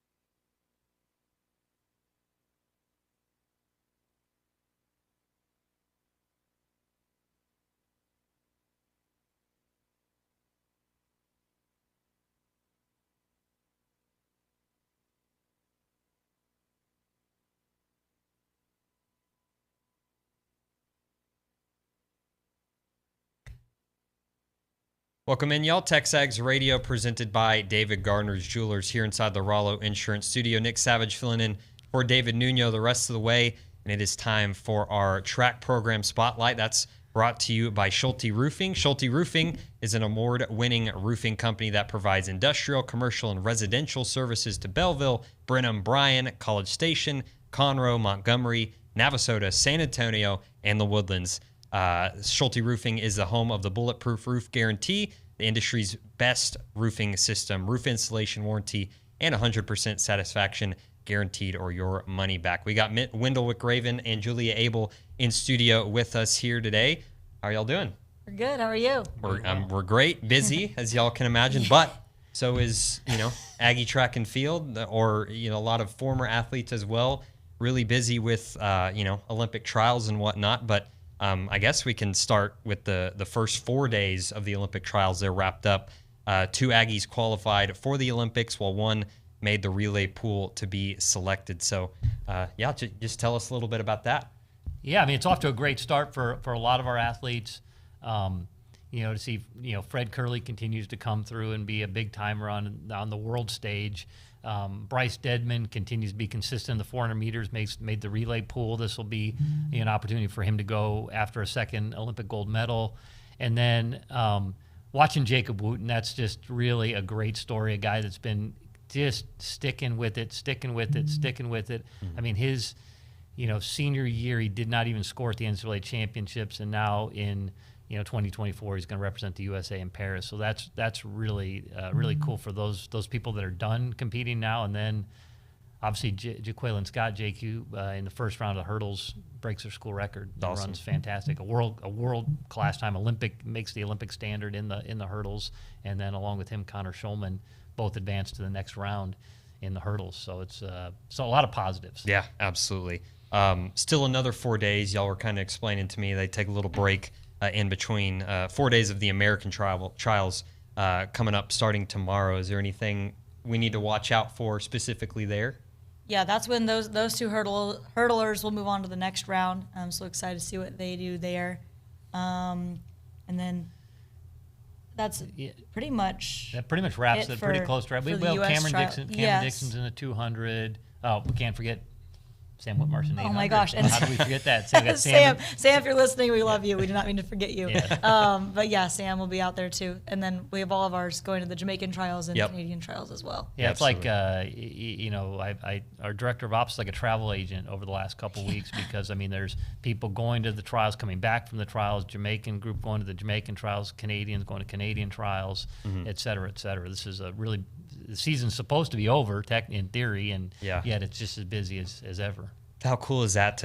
That's a good problem to have, right? When you're forgetting about that one, that one. Yeah. You got that many athletes representing Texas A&M with a chance to go represent their countries at the biggest stage there is. So about a minute left. Touch on how cool that is for y'all to see. Yeah, no, I've been pumped to watch everybody, and so like you said, we don't mean to forget people, but we've had so many people go. It's like trying to remember who all has competed and who hasn't yet, but.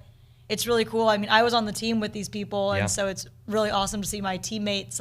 I was even teammates with Jacob Wooten and Bryce Dedman. I wasn't teammates with Curley, but I was teammates with most of the people out there, and so it's just really cool to see former teammates and then people that I am involved in coaching now see them rise to that next level beyond the collegiate season. Absolutely. Coach McRaven, Coach Abel, thanks for coming in for a few minutes here. We're good. We needed some positivity today. Yeah, right? for sure. Everybody tune in. Absolutely, check that out. We'll hit a quick break here. On the other side, we'll hear from Jason Howell, TexAgs senior recruiting analyst, talk a little bit of recruiting.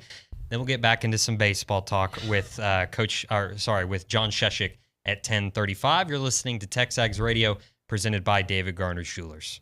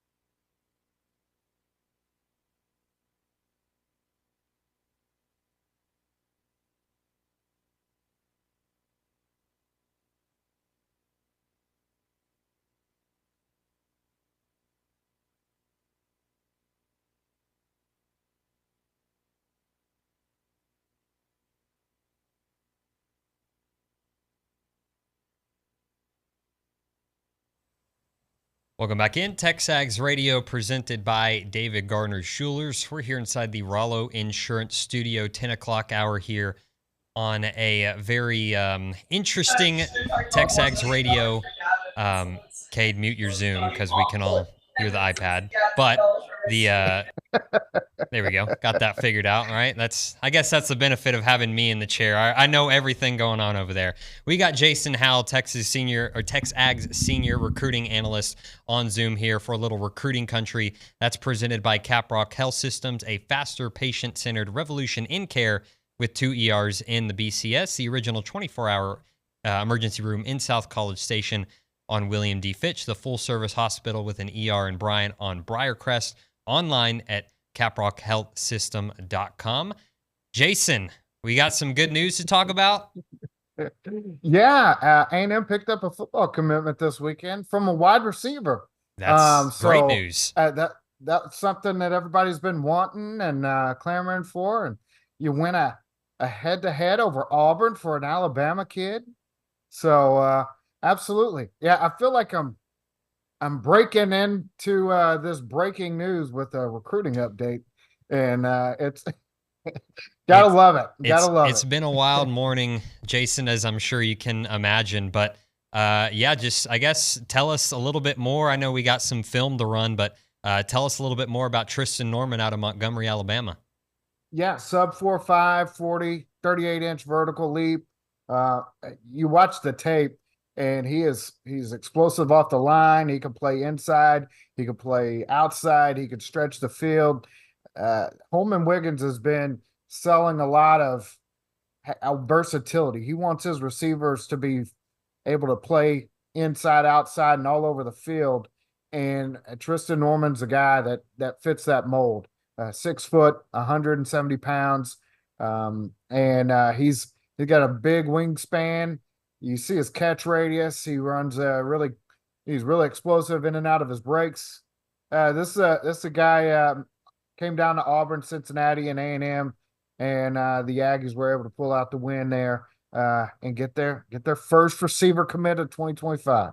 Yeah, big news indeed. Talking to Jason Howell here, a little recruiting country on TexAgs Radio, presented by David Gardner's Jewelers. So I guess picking up a commit, we got to kind of go down the list of maybe who possibly could be next in that. I know we got some people we're keeping an eye on, but just let us know about some of the names people should be watching for. Well, yeah, coming off of June, I know everybody's been wanting all the commitments to happen right off these weekends, but that really wasn't gonna be the case, and that's kind of what we thought going into it, with as many top guys that were planning to take all their visits coming to campus. So now all the visits are done, and you are seeing the timelines come around. You got a lot of guys with late June, July, early July, throughout July timelines, and you're going to get some questions answered. One to definitely put on the radar: June 30th, Noah McHale. He's got Oregon, USC, Texas A&M. The Aggies get the final visit of his recruitment, or of his official visits, I guess, before his decision process. A&M's been high on that list. Coach Bateman and the Aggies have made a strong impression with him and his family throughout. Coach Elko, I know Oregon and USC are really pushing strong there, but yeah, if there's a guy, I think A&M is in really good position for. Noah McHale's right up there on the list. Linebacker out of Laverne, California, Bonita High School, one of the top linebackers in the country. Kamari Morgan, we talked to him after his official visit. He's another one that visited this past weekend. He's kind of, it looks like it's shaping up to be a Texas A&M, Baylor, SMU kind of situation, but 6'5", 230. He's one of the top defensive ends in the state and the country, and is a guy that Mike Elko and the staff have really prioritized over the course of his recruiting. If I had to, he's always put A&M up there at the tip top of his list, and I think Baylor's right there with them They got a lot of family ties, and the Bears have done a good job in that recruitment as well. But yeah, he's talking about a early July type decision. So in the next few weeks, we could hear something there. Riley Pettijohn is another linebacker to keep an eye on. Ohio State, USC, Texas A&M, and Texas A&M kind of been trailing in that one a bit. If I had to guess, I'd probably lean out of state, but Jay Bateman gives A&M a huge advantage.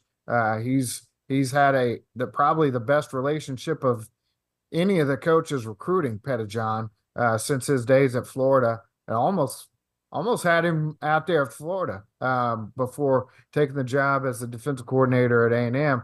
But yeah, you got some strong competition there. Ohio State may be the leader there, but yeah, you got a lot of guys. Kelshawn Johnson's another one that could potentially make a decision in the near future with Texas and USC also in the mix there.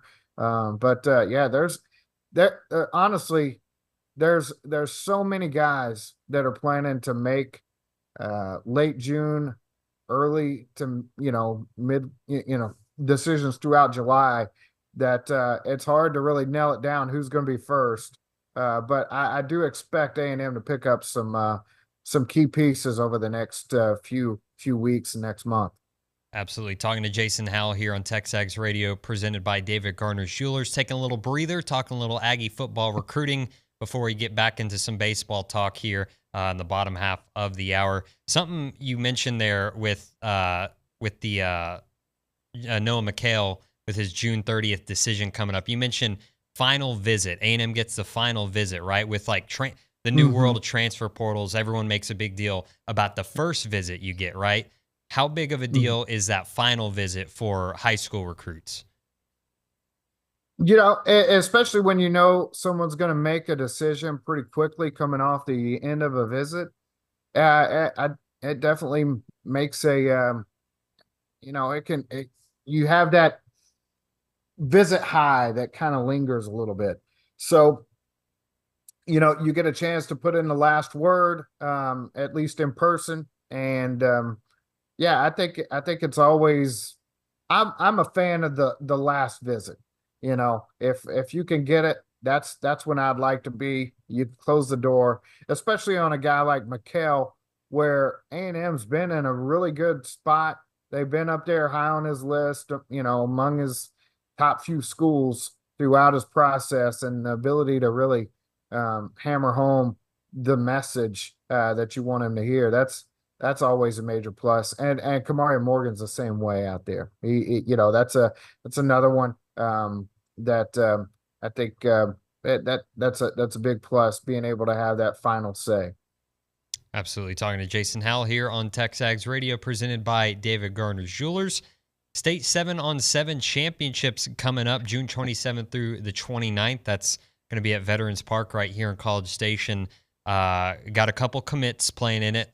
Tiger Ryden and Kobe Sellers. Ryden, the running back, Sellers, the cornerback. But a whole host of prospects who are going to be in town that we get a chance to go see out in person and kind of show off their skill set. So I guess we could kind of take it from maybe positions or at least levels of play here. So just who are some of your top prospects you're keeping an eye on? Well, some of the guys I'm really excited to watch, Michael Terry out of Alamo Heights. He'll be in town. That's a big A&M target, one of the top prospects in the state.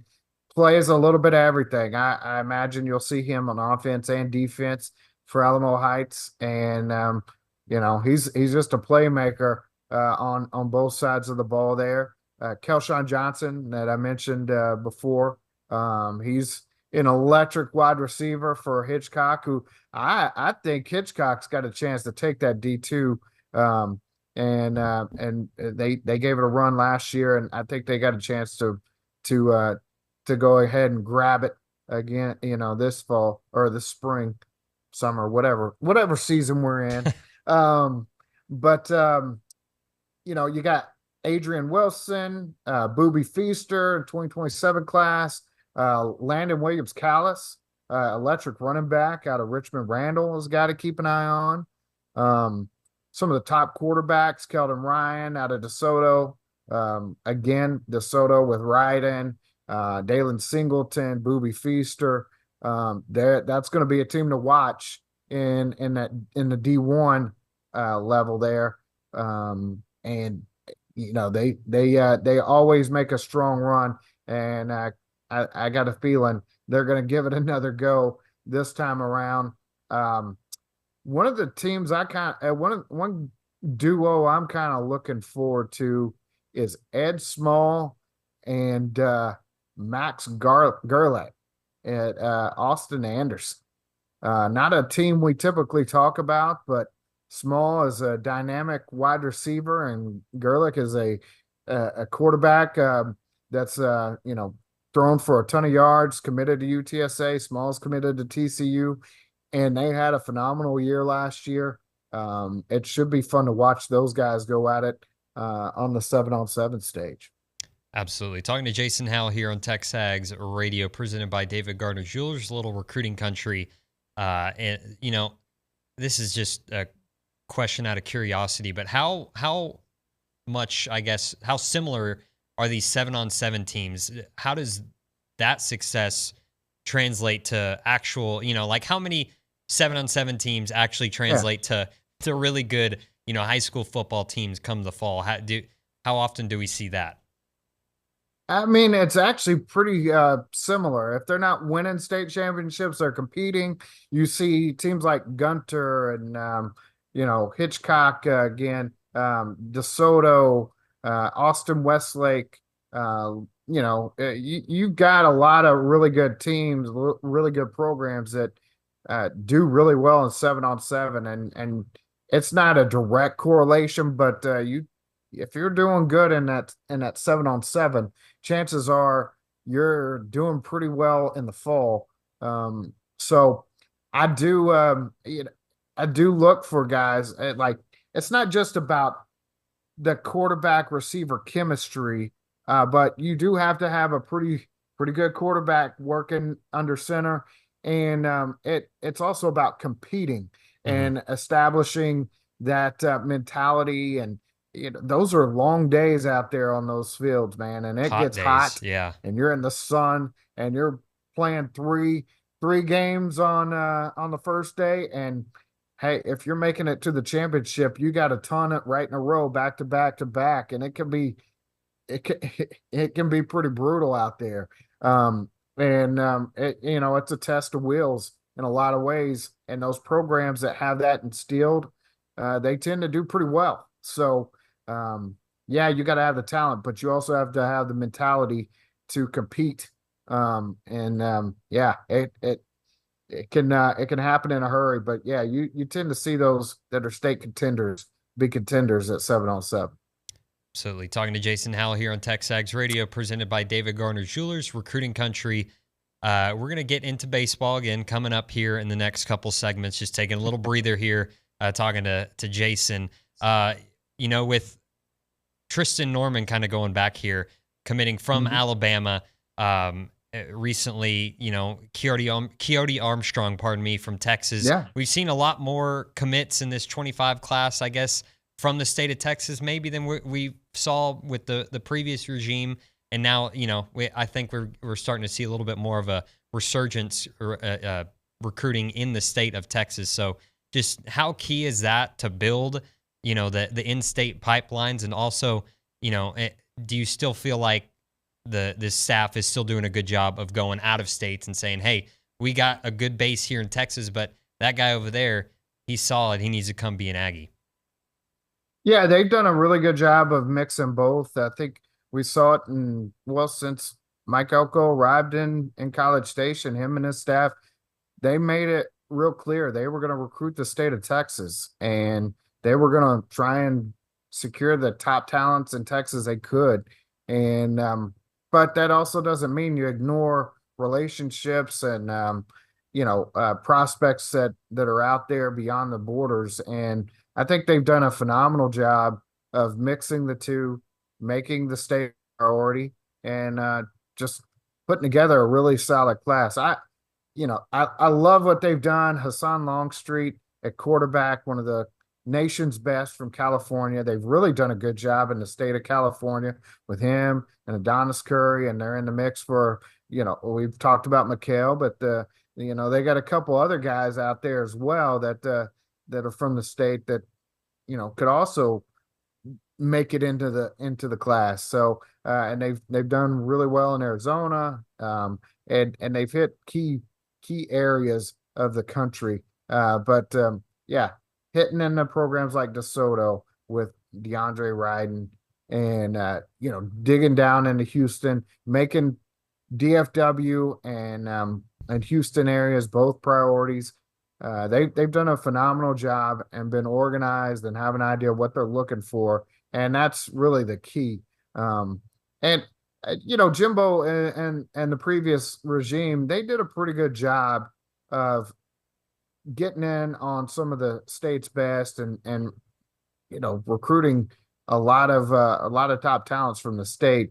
But yeah, I think you got to like the direction that Mike Elko and this staff are doing, especially early on as they kick off their first real class. Absolutely. Last question here for you, Jason, then we'll hit a break. I'd be remiss if I didn't ask you this about Armstrong. Matthew Dawson, who helps us out in the back, we were talking about Armstrong earlier, how he's listed as an athlete somewhere, some places tight end. He mentioned to me positional flexibility. I like that in quotes, just funny. But, possibly an offensive lineman in the future. Where do you see him shaking out? I know really early to tell, but just your early projections. Well, he's 6'6", 250 pounds, I think, 260 maybe. So he's uber athletic. He's a big target at tight end. You see him, watch his tape. As long as he's moving the way he's moving, I don't think there's a question. He's a tight end, and he's a guy who can even flex out as big as he is, but he can be your inline. He adds a lot in terms of those qualities, but he just gives you a big athlete on the field. And in an offense like Colin Klein's, the sky's the limit for a guy like that. He has potential to really be a dynamic player in the offense, and we'll see what happens down the line. But yeah, I mean, he's just a crazy athletic guy. I know he got recruited on the defensive side of the ball throughout his process as well. But right now, pencil him in as a tight end. That's where I see his future right now, and I think he's going to make he's got immediate impact potential there. Absolutely. Jason, thank you so much for talking a little recruiting with us. Now we're going to dive back in. All right. Good luck. Thank you. Appreciate that. Jason Howell there on Zoom with a little recruiting country. Going to hit a break. On the other side, we're going to get a little preview of the rapid reaction from last night from Billy Liucci, Richard Zane, and Ryan Brauninger. If you're not a TexAgs premium subscriber, you'll get a little taste of it, what the premium content looks like. But we recorded it last night, got the instant reaction of those three great baseball minds here on TexAgs.com. So, again, we'll hit a break. You'll hear from those three on the other side. This is TexAgs Radio, presented by David Gardner's Jewelers.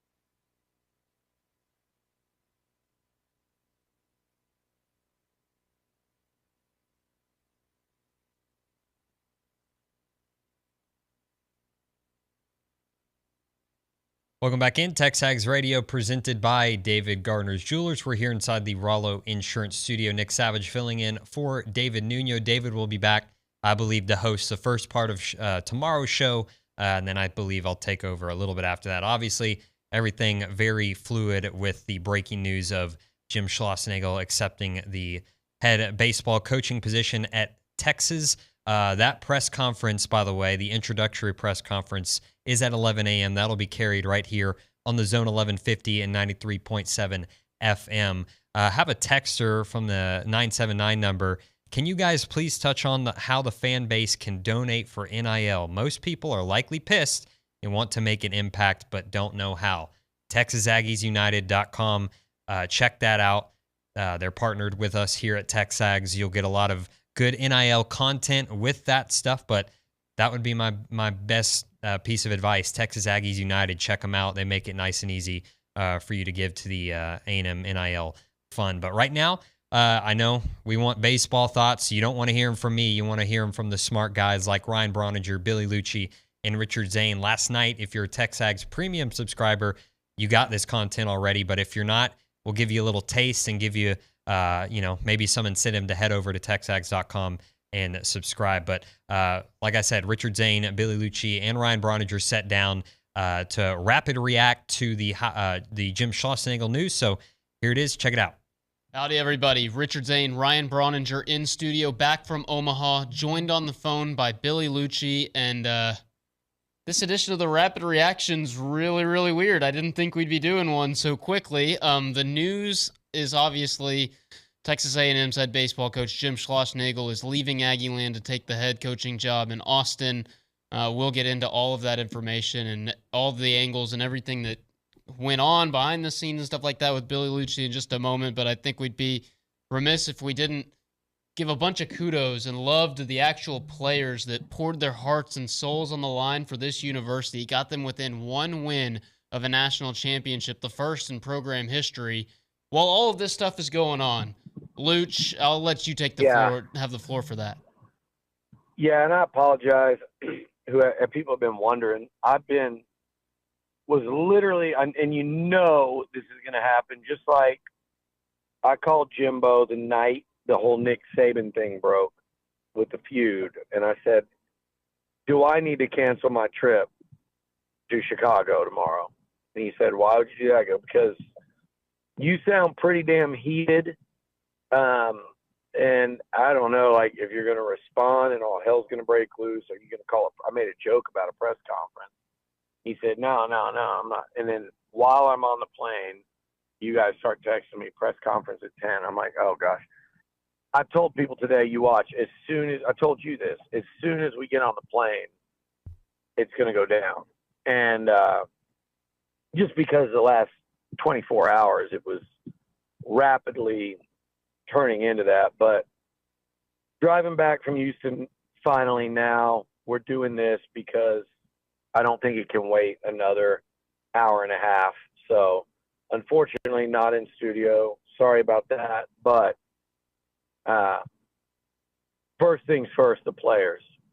Like, I thought Chris Cortez said it terrifically in his tweet. And, Nick, if you want to pull that thing up while I'm talking about it, and we don't have to read it. So Nick's actually adjusting some cameras right now, so I will go ahead and read it if that's okay with you, Billy.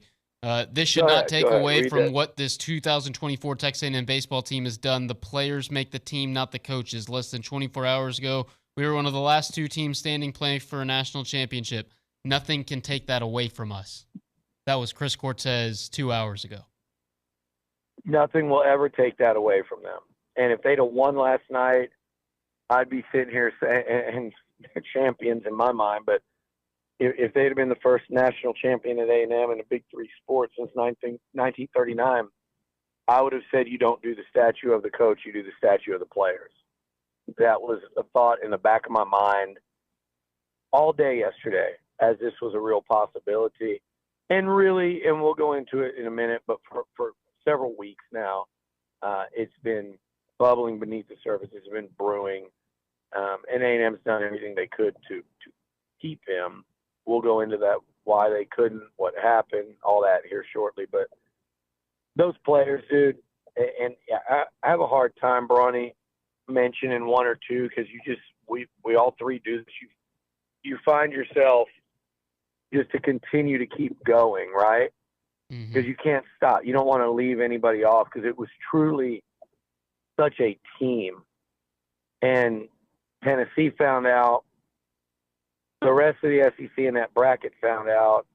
And I think the world found out over the last couple of weeks, but especially, honestly, I mean, I think from last night, from 6-1 to 6-5, even though they fell short, was just a perfect picture of what this baseball team was about. And I'm glad they went out in a way that was really emblematic of who they were. And I'm just never been prouder of an A&M team, never been happier for an A&M team. I've never wanted it more for a group of guys than those dudes.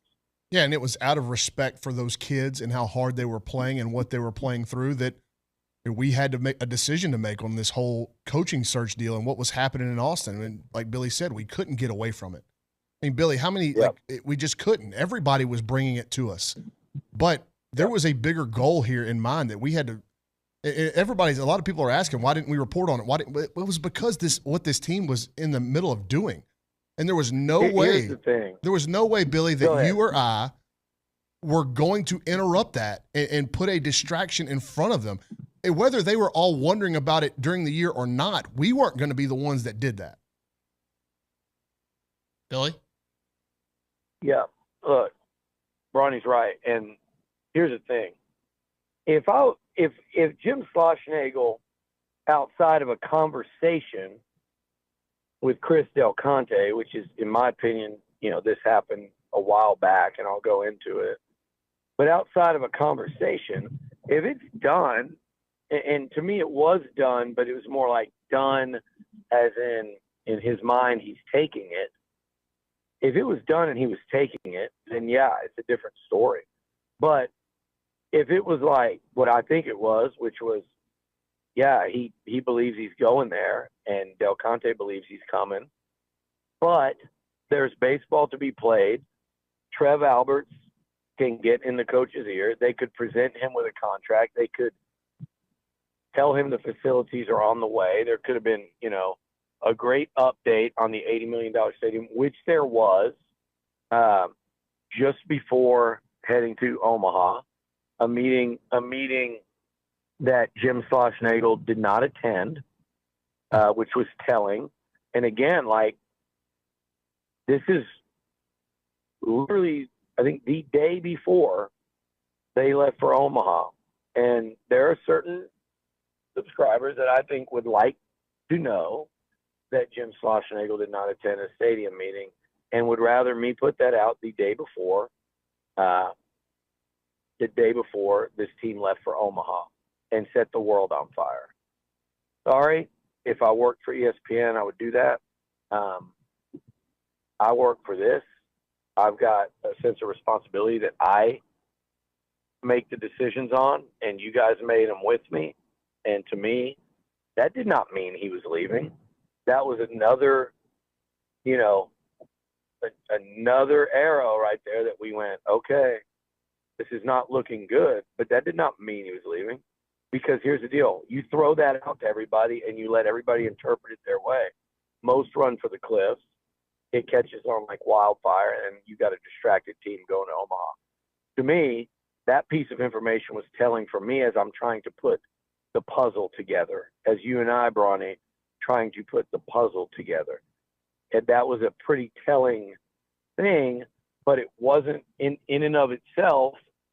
That could have meant that this coach is pretty freaking obsessive when it comes to his baseball team and preparation. And he might have been in his head going, I'm not going to a meeting about facilities. I'm sending my assistant Chuck Box. And he's been at every one of those said meetings. And he can come back and tell me what's going on. I've got a team to prepare for the freaking World Series, and we leave tomorrow. So that's just one little instance where you take putting that out versus not. And I don't know who does put things like that out that will just start a feeding frenzy without really knowing why. And just to be clear, I called Slosh to find out why. Did not get an answer. So the pursuit, I say, Bronny, of what we've done for the last 2 months since the Georgia game, since the Georgia series, when I first told you, hey, I think there's a real chance. Now, was I told by someone? Yeah, it's done. He's going. Yeah, but it was a credible source, but also such an outlandish statement that I go, okay, it's very real, but that is not confirming stuff, but it's a very real possibility.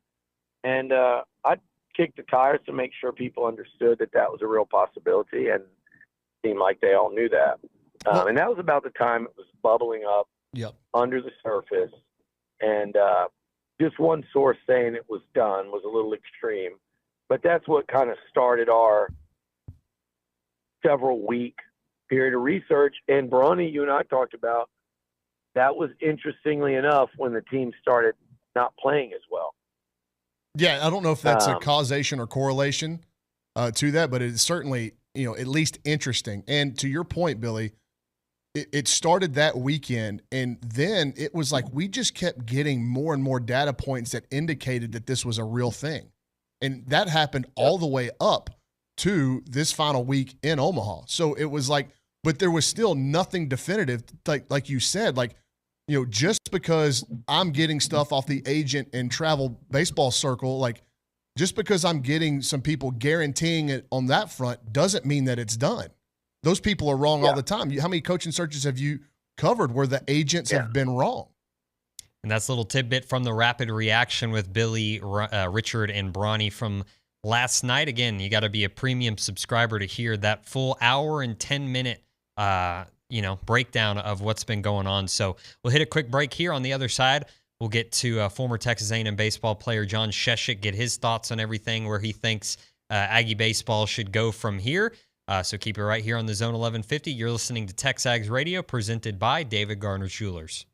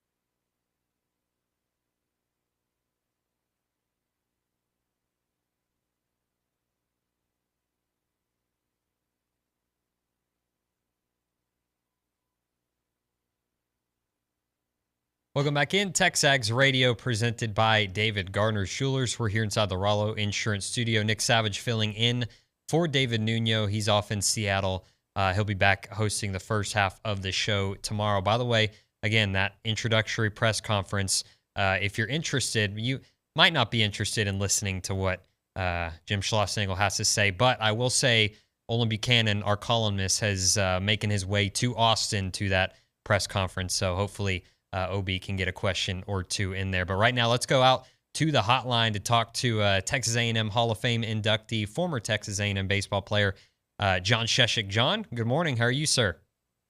Hey, good morning, Nick. I'm doing great. How about yourself? I'm great, and I guess we'll just start with the most obvious question there is, just with all the news breaking, coming out, just your initial reaction and initial thoughts.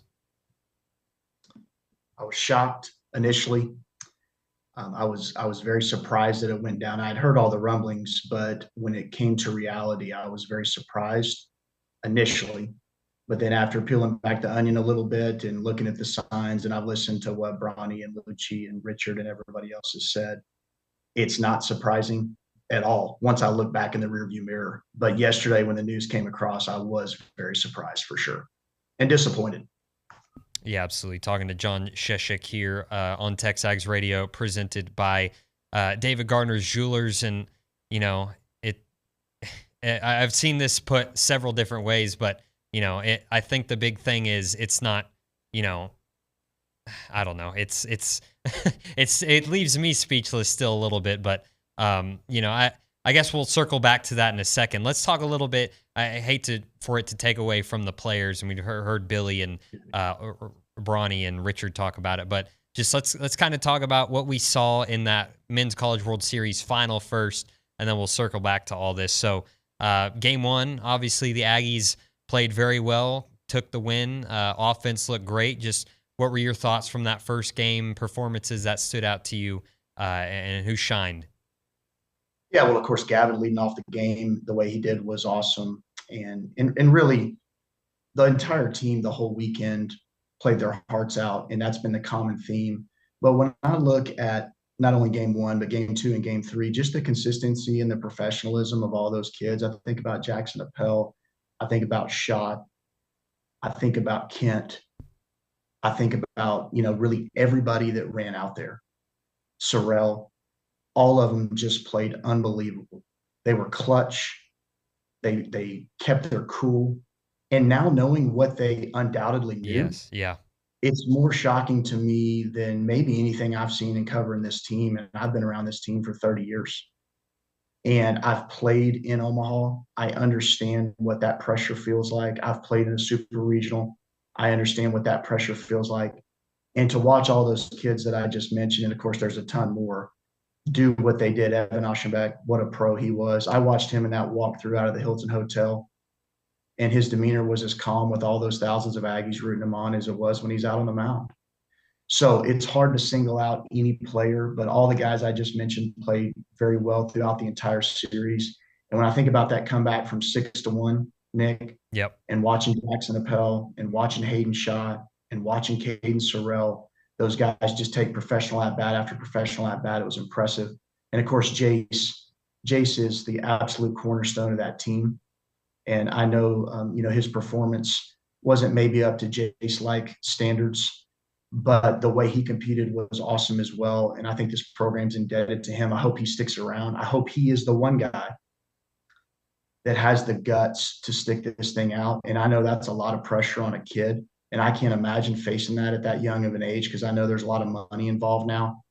But if there's one guy I hope sticks around in this program, I hope it's him, because I think he has the chops to lead others to stay with him. But back to your question, they all performed really well. They represented our university in a first-class manner. I could not be prouder of those group of guys. It was amazing.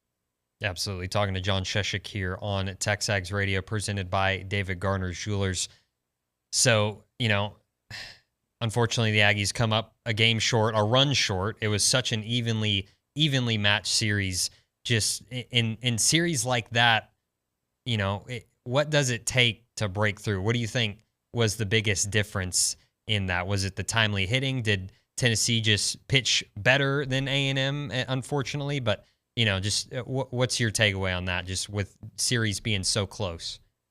Shane Sadeo, that to me was the cornerstone. And I talked with a longtime coach last night about that. And I think he's the one guy that maybe keeps one of those home runs in, or maybe keeps one of those hits off the board. And look, Tennessee's got an explosive lineup. We know that. But losing that pitcher was big. Of course, Braden, from an offensive and leadership standpoint, was a critical miss. But having that one extra pitcher that you could go to, I think, might have been the difference in that series. But all in all, it was very close, as you know. Sorrell hits a line drive to Burke there with runners on. They get a pop-up home run, which I was on the first base side. I still cannot believe that ball got out of the yard. And by the way, if Jace would have been in right field at that time, I don't think he catches that ball either. I haven't seen how far over Caden's glove that was. But those little things like that, specifically that Sorrell hit where he smokes that line drive, that was a big part of the game. And then, of course, they just got some timely hits too. But look, even the play off the wall, Jace barehands that ball in right center field, throws a strike to Ollie. Ollie throws a one-hopper there to Jackson, and it just moves him left a little bit. And credit Tennessee. The guy made a great play around home plate, and that was clutch. So it's a game of inches. But for them to do that under those circumstances, Nick, is something I'll never forget. And I'm really thankful for those kids and what they did for our program. Absolutely. So, before this interview, you kind of mentioned to me that you're familiar with some of the names that might be floated around now that Texas A&M has to, conduct a coaching search, and they got to do it quickly. So just where would you like to see the Aggies start to look? I know, there might be some guys that stand out to you, or just what are you hoping for the future of Aggie baseball? Well, first off, I'm disappointed that we've been left in a lurch. That is disappointing to me. There's no good way to leave a program, but in that scenario, the program's really been hindered. And, that really stinks. And that's frustrating as a fan and somebody who loves our university. But what I will say is we'll recover. And I know our university will come back as strong as ever. And I can't wait to see that happen. Honestly, it's exciting for me from a competitive standpoint to get after it. The Link Jarrett name at FSU, I love. I don't know him personally. I know he's got ties to FSU. Of course, he's been very successful there. And listen, let's not forget this. We're maybe a check swing away from playing Florida State in that championship series, and who knows what happens if they're our opponent. But luck's part of winning at that level. Skip Johnson at OU, I've known Skip for many years. I think Skip is an excellent coach. I think he's got a great track record at UT when he was an assistant there under Garrido. He's gone to OU and had them in the finals a couple years ago. He is certainly a candidate that I think A&M will call. And I think he would do a very good job here. He's going to hustle up on the recruiting trail. He knows baseball. He lives it. He sleeps it. He breathes it. That's what he does. So I think Skip is a solid candidate. I actually played on a team with Skip many years ago in the summer league, which is crazy. I was a pickup player on a college league team, and he was still playing as an adult. So I've known Skip for a long time. Tom Walter at Wake Forest, he coached me in Cape Cod, and he was just a young man. It was him and Kevin O'Sullivan. They were in that league at that time together, and Terry Rooney, who's now at LSU. Tom's the coach at Wake Forest. I assume they will give him a call. Tom is a presence guy. He's a very professional guy. He's a very compass guy, and what I mean by that is he's straightforward. He's going to run it like a pro. He's a true CEO who's also a baseball guy, and he's been in it his whole life. I like Tom a lot personally. I think he'd be an excellent fit. Wake Forest is a crazy play away from the LSU first baseman flipping a ball to home plate a couple of years ago where they may have won a national championship. So they were very close. He's been very successful. I think Corey Mascara is also there at Wake with Tom. I met Corey at the coaches convention last year. He's one of the best recruiters in the country. Everybody knows it. He's a young guy. He's an up-and-comer. I think if Tom came, Corey, you might could get him with him, and that would be a dynamic duo. Even though they don't have ties to the state of Texas, Corey knows how to recruit at a national level. I think Eric Bakich at Clemson is another great candidate. Obviously, he's done well at Michigan. He's done well at Clemson. Again, I don't know him personally, but that's somebody that A&M will call. And then I've also heard good one in East Carolina. I don't know that he'll leave, but as far as I'm concerned, Link Jarrett, Skip Johnson, Tom Walter, Eric Bakich, those guys have got to be at the top of the list. Dave Van Horn, I would call him too. I'd make him tell you no. Dave's been at Arkansas a long time.